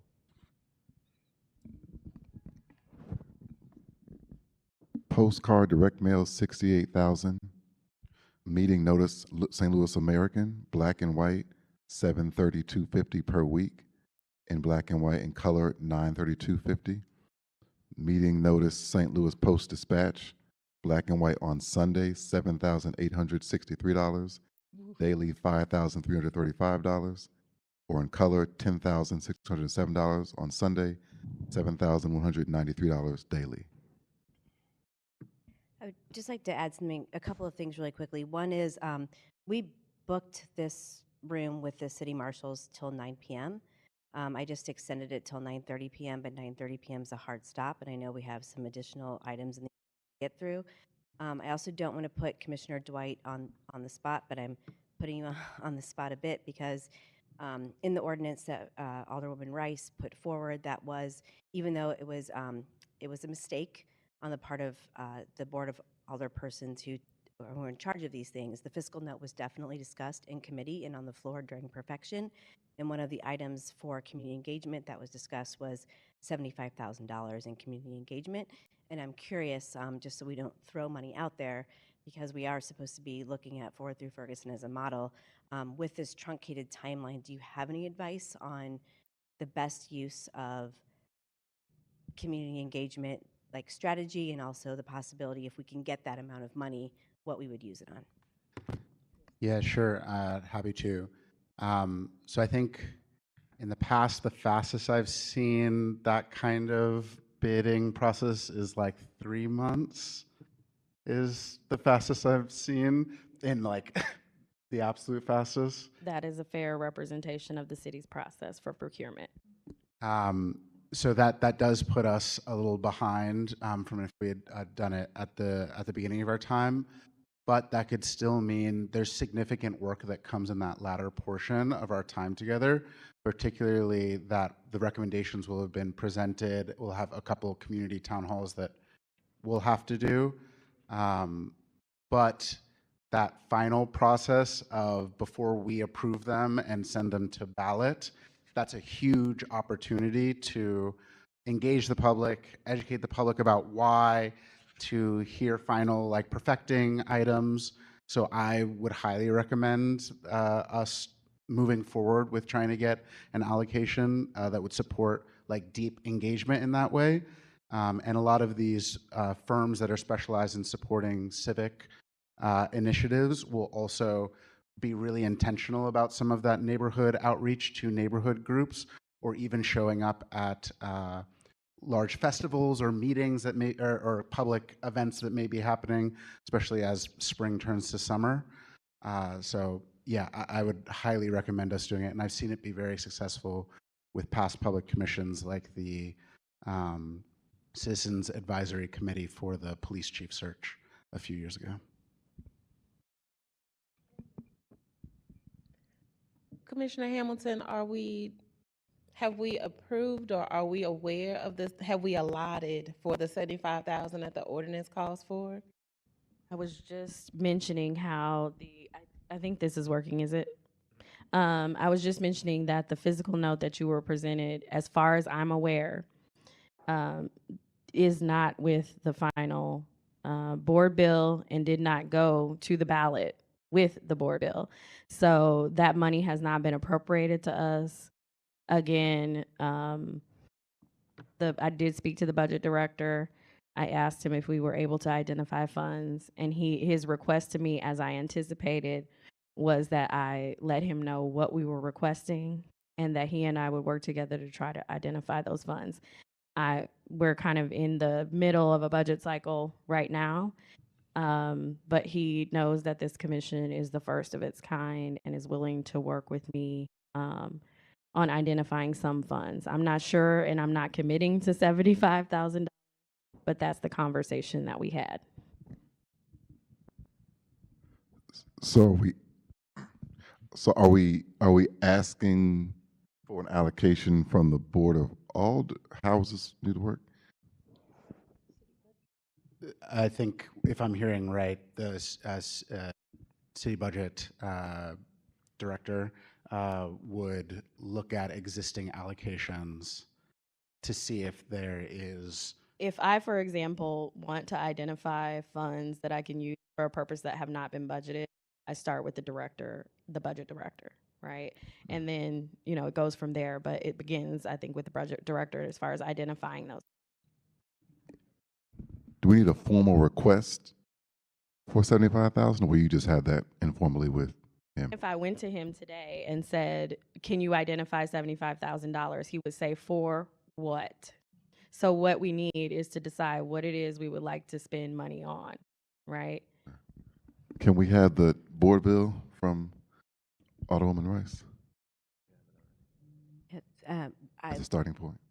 No, it's okay. I can forward it to the commissioners. I know City Councilor Hamilton has a copy also. It's also in your Google Drive and attached to the memorandum that Director Ingracia provided in advance of the last meeting when she requested that a budget was decided upon at that meeting. Thank you for the reminder. And with the reduced scope, I don't think it needs to be 75, if that makes it easier to find funds. So I think if you request 40, and it could probably be done with less than that, but I feel like 40 could be a good place. Is that a motion, Commissioner? And just for clarification for commissioners who aren't aware of the procurement process in the city of St. Louis, by ordinance, if we spend $5,000 or over, it's required to go through the request for proposal process, which is what adds time. Quick question. I know we identified $40,000, but we do need to scope it out. Is that correct? We need to provide a scope associated with that. That's what I would think. Commissioner almost suggested that I would like to entertain a motion that we include newsletter ads pertaining to the commission and the charter's meetings, both public meetings and public hearings, for the rest of the engagement of the commission. Do you want to include an up to amount? Chairman. Chairwoman. I will. What'd you say, Commissioner Hamilton? I just said, do you want to include an up to a certain dollar amount in your motion? Okay. Yeah, I would caution us not to specify publications, but to talk about a diverse array of publications, because it may be that when the numbers come in and the balance is there, that a package may not simply be one publication versus another, but an array. So Commissioner Crossan, what are you proposing specifically pertaining to the ads that Commissioner Hummel is requesting or recommending? Are these ads related specifically to the meeting on the 23rd and trying to be able to bring people out for that, or to bring people up to date on what's happening with the Charter Reform Commission's activities to date? The ads will serve both purposes. Is to communicate the Charter Commission what it is and the work that it's doing and the dates in which the public could engage with us. Yeah. The reason I ask that is because I'm not sure to what extent we can really impart what's been happening in terms of the charter activities themselves in a simple ad, and that we would do better there if we were to really work the different kinds of radio and TV shows, et cetera, that are out there, and be able to get out and really talk about some of these issues more in depth. And so I guess I see the ads really as a way to be able to reach out to some people who don't ordinarily use social media for information, but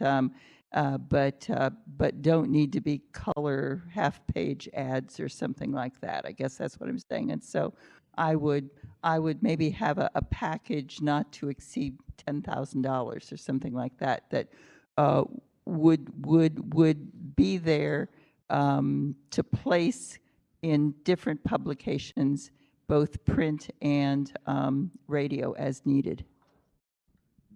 Just to be clear, we don't have any money to be able to spend now anyway, so we will not be able to pay for ads for the upcoming meeting. I think that was my point is. Oh, okay, so we have nothing. I think we just need to think of, what public engagement we're going to be doing moving forward if we were able to identify. Well, in that case, could be I'm not so sure that Right, the go ahead. question I'll stop. of print or media is going to be all that useful. Advertising, paid advertising is going to be all that useful at this point. We may need to rely on trying to be able to reach out to contacts that we know in various print and radio, et cetera, media, to be able to tell stories instead. I guess my point is that we've got a limited amount of time, and if we don't ask for the resources now, we may not have them by the time this process is done. So if we keep kicking the can down the road as we've done for the last, I don't know how long now, we are not going to be able to have that ability at the end. It can be added to whatever request that we were to put in for a consultant or whomever as part of a bigger package, bundled together with that as part of a bigger package. Is that what you're saying? At this point, you guys decide what you want to do best. Can I have the Commissioner Hummel? I'm just, we just seem to have like, we keep going in circle after circle after circle. If I think we just have heard from the public, there needs to be alternative ways to reach out to the public besides electronic means, and we need to figure out what that looks like. If we move forward from this meeting without making any kind of ask for those different things, we're never going to get to a point where we can do that. So do you think 10,000 would be a good budget for the? I have absolutely no idea. Okay, I pulled up the But email. Thank you. On So I'm going to just throw out some numbers and we can debate this based upon what's here. That I make a motion based upon this email that we ask for $10,500 for the city councilor personal services, $1,000 for STL TV personal services, $6,000 in charter commission stipends. 50% was here for community engagements that were halfway through the process of $40,000, whatever total that becomes. And based upon where we're allocated, we can make decisions from there. Could we have a discussion of that just for briefly? I think as we've been talking a little bit, I think that between 20 and 30 is something that it seems like a reasonable ask, and we may not get through the 30,000. But some of the numbers, I'm being told that some of the numbers are outdated on that. And so just for some direct mail, some canvassing, and some advertising between $20,000 and $30,000. And we may not get through the rest of that, but we'd be very happy to give that back to the city of St. Louis coffers if we don't spend it, right? I believe. Are we looking to entertain a motion pertaining to the ads in newspapers?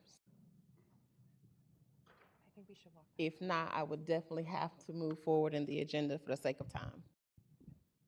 So when I say community engagement, all that was a part of that 40,000, which is now 30. So it'll be a part of that community engagement bucket of money.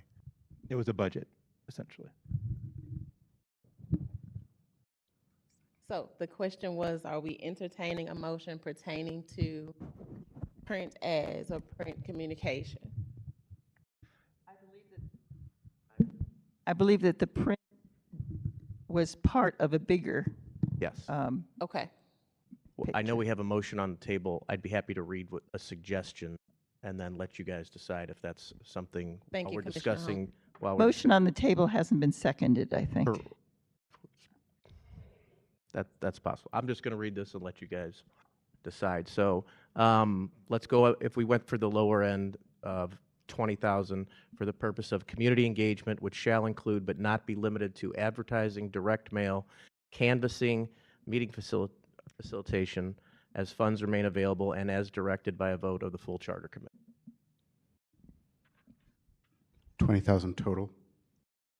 That is the low end, and I think it would be difficult in our discussion to get through 30. We could ask for more, but I think that's a reasonable number to start at.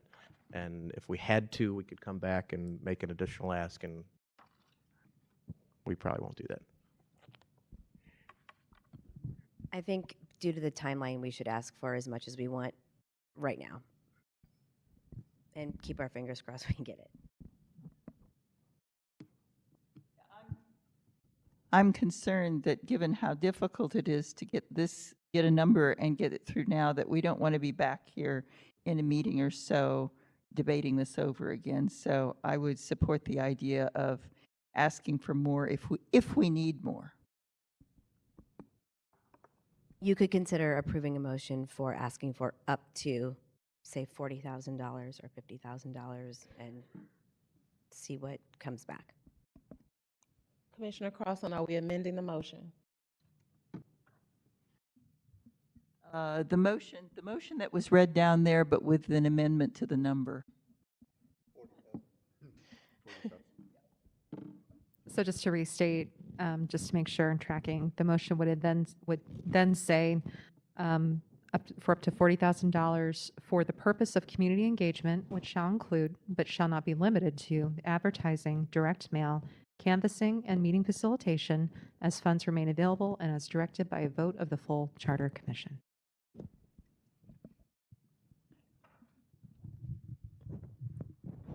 Seconded. Thank you.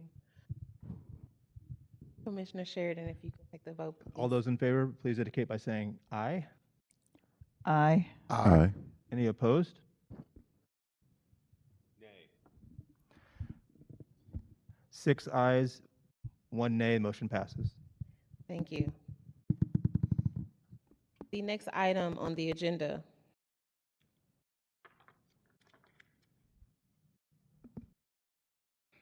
is the discussion regarding January 23rd's public meeting. And in order to discuss, this is primarily Commissioner Grant's request. Commissioner Grant, if you could speak to your perspective and concerns pertaining to the public hearings coordination that we need to do or agree to in this meeting for the commission staff to go forth for our January 23rd meeting. So I don't have any particular ideas. This is not my wheelhouse, right? Organizing these sorts of meetings, but I think we need a format and a plan for this meeting. So I wanted to make sure that was on the agenda so we have a full discussion about what's going to happen at this meeting on the 23rd. So and I would volunteer that I am not the one to lead this discussion or that meeting. So, but I certainly, I don't know if other members here would have some ideas about how we should structure this meeting to maximize. Well, I guess there are two things. We want to maximize public input and maximize efficiency. So. The January public hearing is slated to concentrate on Group 1's articles, public service and finance. In Group 1, if we could hear from how you would like to navigate the public hearing scheduled for January 23rd at this point. Can I ask a clarifying question? Was it agreed to at the commission that each public hearing was going to be a different set of articles, or are we open to a process that maybe introduces and seeks feedback in the first meeting, goes back to the community with what we've heard and sharing and for refining, and then to Commissioner Dwight's comment, a final reading at the third meeting? I just wanted to clarify. It sounds like, based on how you just described it, that it was decided that each meeting would have a different bucket, each hearing would have a different bucket of articles versus open to other discussions. I think it's open to all discussions and all forums while we are opening it. We're now adding it to the agenda. When we originally designed or kind of threw out ideas pertaining to how the public hearings will be organized and the timelines, we discussed early on that the bucket concentration for the public hearings would be best for the public to be able to follow us pertaining to topic. But I think that, again, now is the time that we start to really make decisions on how we want to navigate the public hearings for the public so that we can concretely move forward. Yeah. Chair Jasmine Eccles,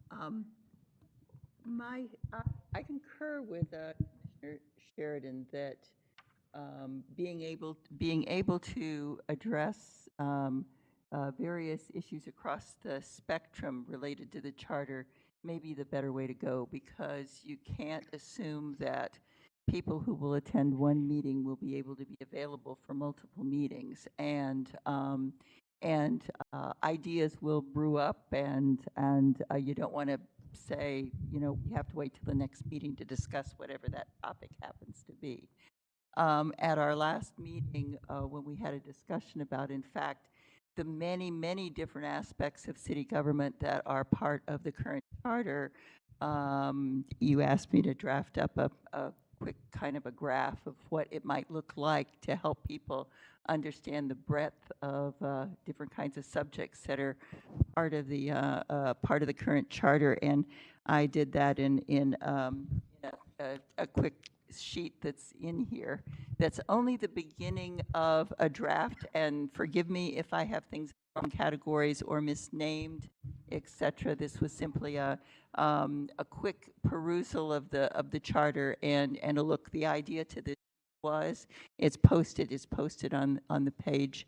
It's part of the packet, the meeting packet for tonight. But the idea to this was that it would help people kind of get a sense of what the many aspects of the charter really are at this point. But it was a first draft, first approximation. It can be revamped in many different ways. The only thing that I tried to do was keep it all to one side of a page. The idea was that we could post it on the website so that people in advance would be able to get a sense of what some of the subjects are that would be relevant to the discussion, et cetera, and which subjects may be beyond the purview of the Charter Reform Commission itself. But this is simply a first step, and what I would like to do is just point it out to people so that they can offer input, et cetera, because it is certainly by no means a final document or anything that's ground in any kind of stone. One of the things that I noticed even in our work group discussions is the interconnectivity of the various articles, and that a change to one elicits a question in another. So I think to have all articles available at all times for discussion, and really the point of my understanding, one of the things that I've appreciated about the working groups is that it allows both city staff and commissioners to become quasi-subject matter experts on a few of the articles instead of trying to understand the entire breadth at a deep level of the Charter Commission.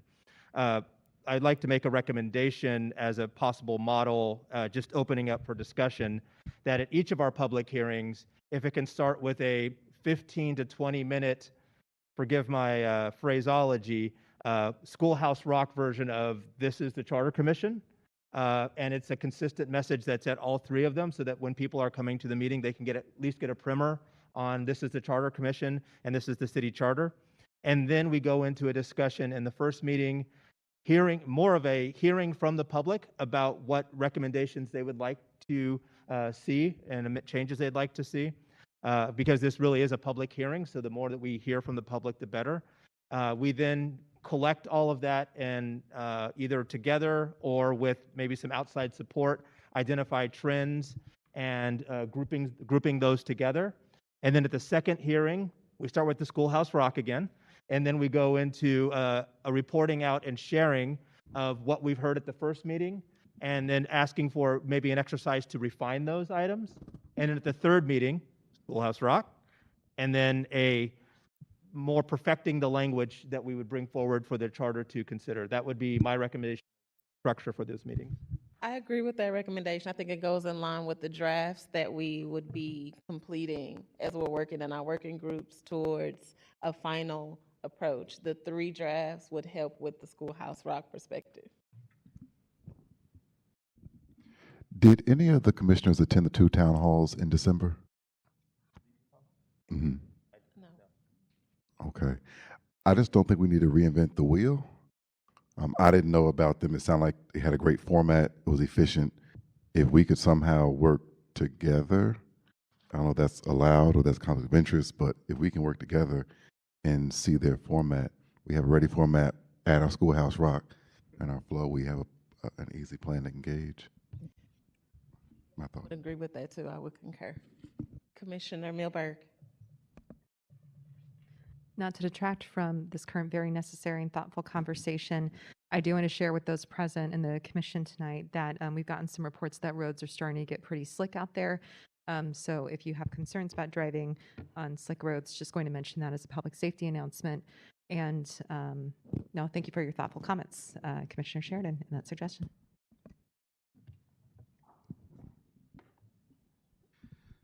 Yeah, I really like what Commissioner Sheridan proposed, and especially that like awareness piece of it too, kind of like really supporting people to understand the charter overall and have tools like this. There could even be the opportunity to spend, to your point, Chair, about there could be 10 minutes at the first one that dives into the first couple of articles even more deeply. The next one deep dives. One other option, because I agree about the cross-cuttingness, is especially since we have 2 hours, there could be an opportunity to have a wide kind of discussion and then have the opportunity for people to go into breakout groups aligned to the different work groups, where we could have members of those work groups present for a deeper kind of dive or discussion into that area. So that's another format that could be slotted in. I think specifically we want to discuss if we want a speaker for the public hearing, or are we going to orchestrate the public hearing ourselves? I think that was the primary question from the commission staff. I'm going to guess at this point that if we don't have someone who volunteers to do it for free, that the city process is such that we're not going to be able to afford to pay for someone at this point. So our options are limited by the funding cycle and where we are in it right now. I'm going to ask again. So, Ms. Farrell, how much did it cost for your group to facilitate these town hall discussions?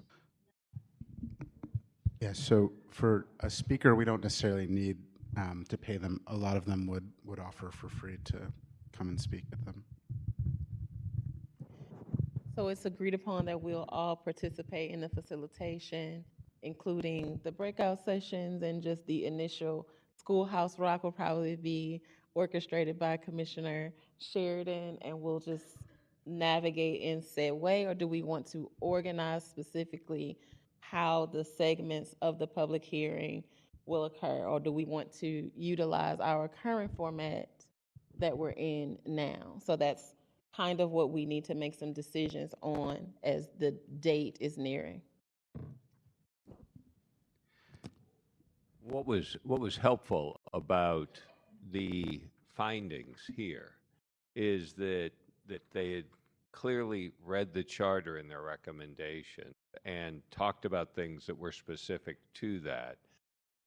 If and I do like the idea of also having work groups. I think that that's a great one. Maybe not at this first meeting, but I think we should also default to having more public meetings. And that's something that we should probably talk about, having 3 or 4, and let's get them onto a schedule so that they can be promoted. And I know that nobody does anything electronically or whatever, but everybody seems to hear a lot of news through their Facebook feed. And so I would say that that's maybe a good source of getting information out and doing a post to all these folks. But the one thing I think we should do is these folks came up with something. If they were willing to do it for free, we could have them host a meeting for free for us if they would oblige us in that fashion. Are you talking about a meeting or a public hearing? Public hearing. Public hearing, thank you. So And I think we should also think about putting together a schedule tonight of 3 or 4 meeting dates moving forward, because we have a lot of things that we're talking about. We're all meeting, and we're going to have ideas that we want to also put out there and not just hear input on. We want to say, here's some things we're thinking about, and give us your feedback. I think that's probably a good process. So Commissioner Tagliata, am I hearing you correctly, where you are entertaining a motion pertaining to the League of Women Voters hosting the next scheduled public hearing? If they were willing to, I would make that motion. Have to say if they were willing to. So, Commission discussion pertaining to Commissioner Intagliata's perspective on the public hearing. right. Yes, I do know that. Yeah. So are you able to ask if that can be done?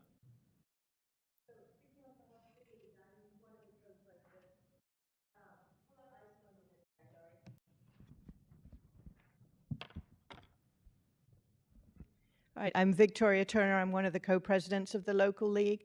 So I would say we are open to it. I'd like to discuss it further, not tonight, but I'd like to discuss it further with you just to understand what you're looking for, but I can commit that we would be open to it.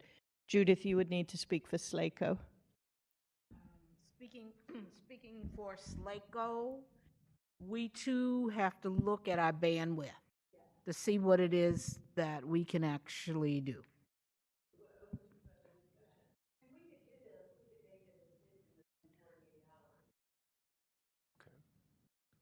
So Yeah. Commissioner Dwight, you have something? I believe what we could do tonight would be make a motion pending their discussion, with the fallback being the earlier plan that we discussed. And I would say subject to a direct conversation with the chairwoman and Chair Sheridan directly to plan it. I think we could defer to that to get it done for simplicity's sake, so that we start getting some things done and in place, and we can have a good public meeting. So I will, this will be like a four-part motion, but I would move that, subject to the gracious approval of these three organizations, SLACO, League of Women Voters, and so on, to host and organize a public meeting in conjunction with our chair and co-chair, that we move forward with that, if not for our upcoming public meeting, for a future public And just to clarify, public hearing, correct? public hearing, sorry.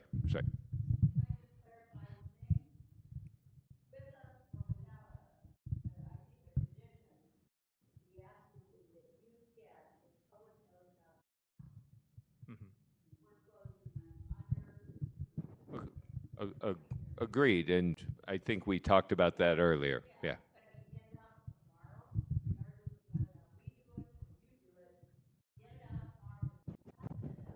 Yes, ma'am. Myself and Commissioner Sheridan will work with the commission staff on making sure that it's out. Thank you. Second. Okay. Commissioner So- Sheridan, want to take the count? Can I just Motion on the quickly floor. ask about what notification we're making for the 23rd? I think just send a notice of the who, what, where, when, why, and how of this meeting to the community groups that we have database, letting them know that it's happening on January 23rd.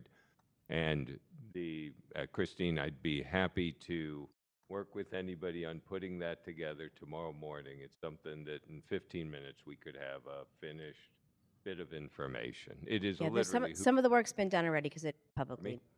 Pardon me? Yeah, and that It already has been publicly Right, noticed. that we not wait for further modification of the list itself. Do it then. Simply send it Send and it then to- make modifications after. Yeah.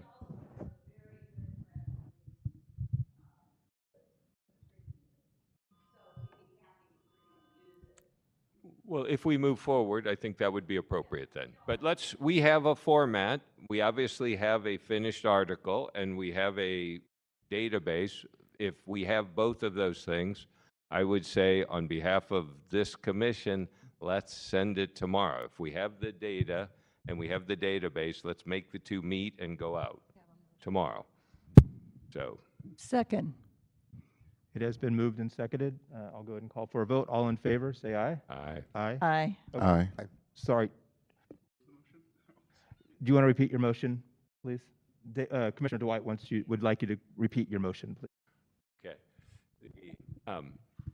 That subject to approval of the three organizations hosting a public hearing for us, either the January 23rd or in the future, we will agree to that, subject to taking the existing announcement about our January 23rd meeting and getting it out to our existing database tomorrow. Great.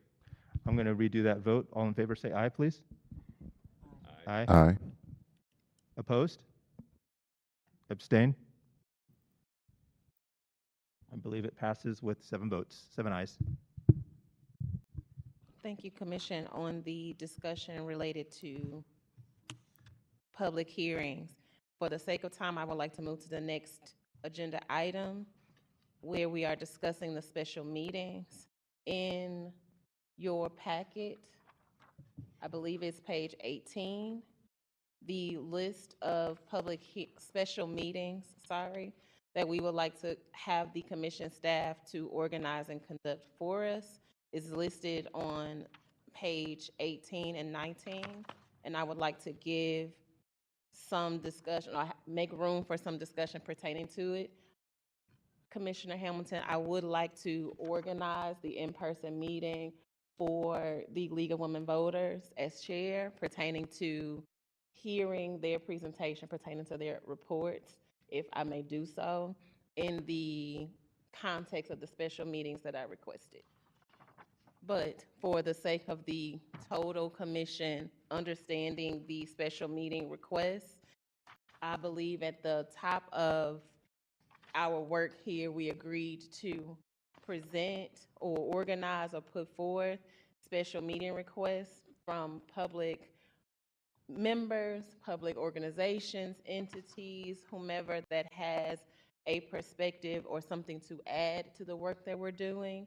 And I believe that myself and Commissioner Ingracia have put forth some organizations, institutions, universities, national organizations as well that we would like to hear from on the perspective of the St. Louis City Charter.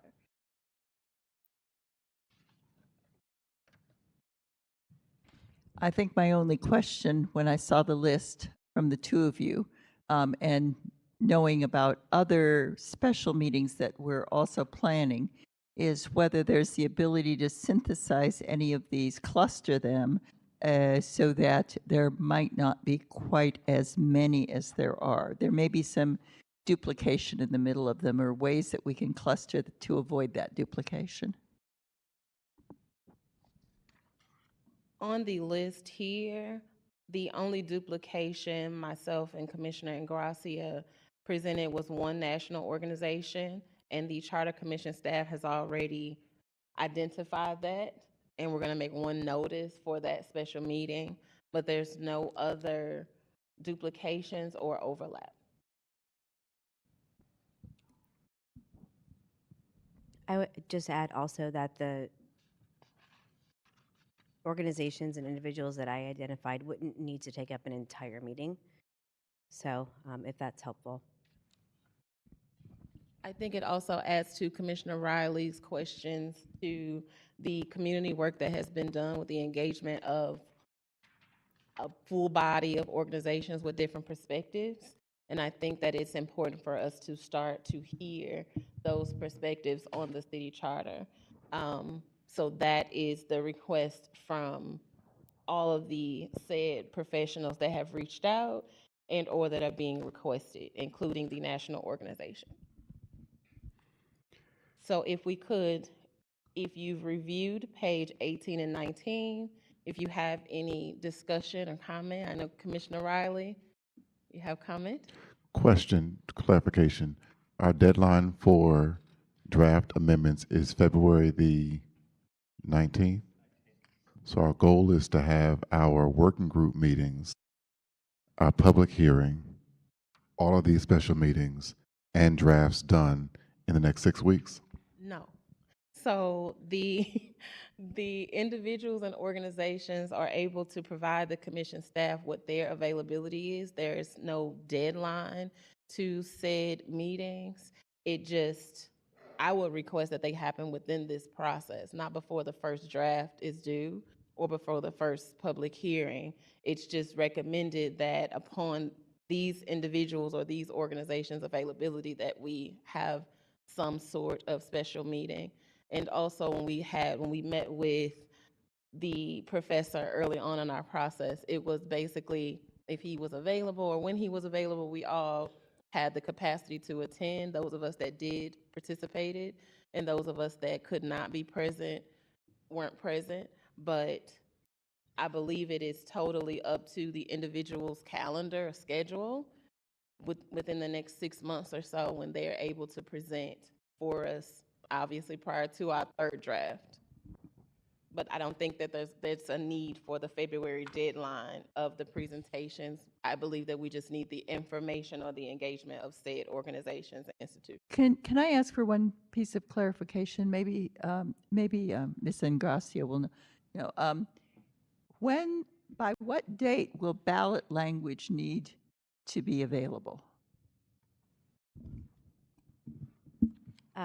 Ballot language is, well, the recommendations are prescribed somewhat in the ordinance, and then the Board of Elections has a deadline that is required for recommendations. And I think some of that discussion based on whether or not the recommendations need to come directly from the commission itself, or if there's going to be another path forward, is going to be a discussion we'll have next. on the next agenda item. And I just wanted to remind folks that the weather is getting bad, and also we have about 15 more minutes until the marshals kick us out. And we do have one more agenda item, so I apologize I didn't answer that directly, but I think we can address it in the. I just want to understand, like with these special meetings and stuff, do we really have 6 months to be able to No. incorporate stuff into the ballot language anyway? I don't think we have 6 months. Yeah, I think there's a that's- sense of urgency, and unfortunately, you all are graciously participating as volunteers. But I think personally, based on where we are, unfortunately, we are going to have to step up, and we're all spending. If you were, Meaningful. just final question, if you were to guess right now, how many weeks do we really have right now? Just That's a come on. loaded question. Won't be held Please, accountable. please but- don't guess. I can get that information to you. Yeah, Okay, if you can get that, that would be great. And to help this agenda item along, might I propose that on page 17 of the meeting packet, we outline the procedure for prior special, which was that we reach out to the person who we are requesting or the organization we are requesting to get their availability. Then we provide those dates to the commissioners. And as soon as we have a quorum of the commissioners who have responded that they will be available for those meetings, we notice them, schedule them, send it all out 2 weeks in advance. And that we do all of those virtual, my suggestion or recommendation is that we do all of those virtually except for the organizations who have requested to have their meeting in person, which we would then reach out to them, get their availability, and as soon as we have a quorum of the commission available, we will notice that meeting. And my suggestion is that we do it that way so that these people who are giving of their time and talent to share their expertise with you feel as though their time is valued because a quorum of the commission is present. Thank you, Commissioner Hamilton.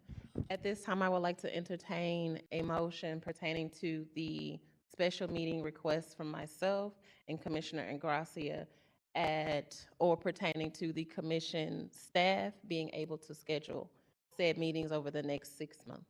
Second. Okay, I'll go ahead and call for a vote. All in favor, say aye. Aye. Any opposed? Abstentions? Motion passes with 7 votes.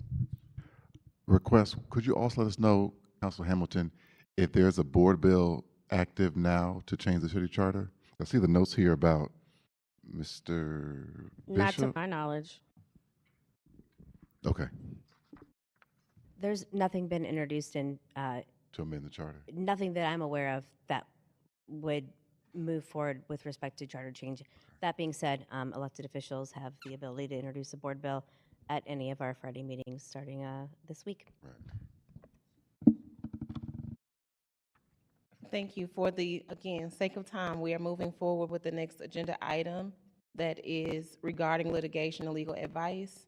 Therefore, the remainder of the meeting will be happening in closed session pursuant Missouri Revised Statute, Section 610.021.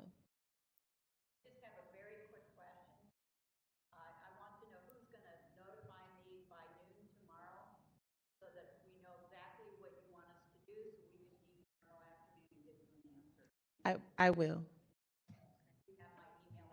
Yes.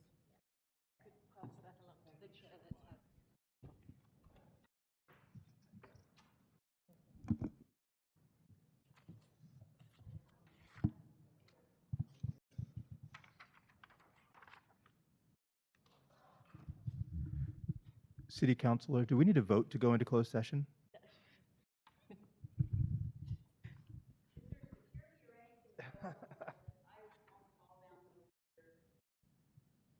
Is it does. Okay.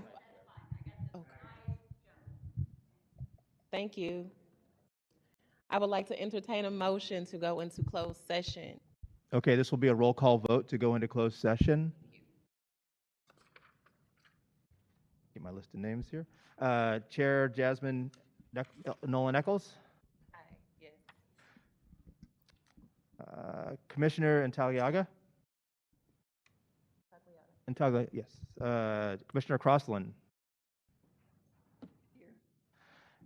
Commissioner Dwight. Aye. Commissioner Riley. Aye. And Commissioner Grant. Aye. And Commissioner Sheridan also says aye. All 7 members vote aye to go into closed session.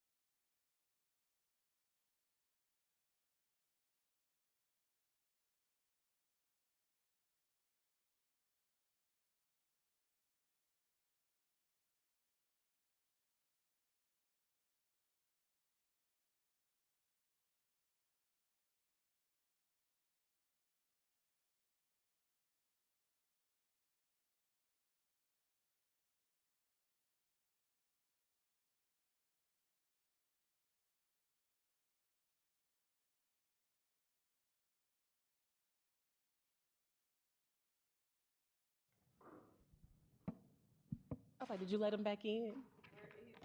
Saying we're good to go, so for your motion to Okay, I would like to entertain a motion to adjourn. So moved. Second. All in favor, say aye. Aye. Aye. Nay. Passes with 7 aye votes. Thank you.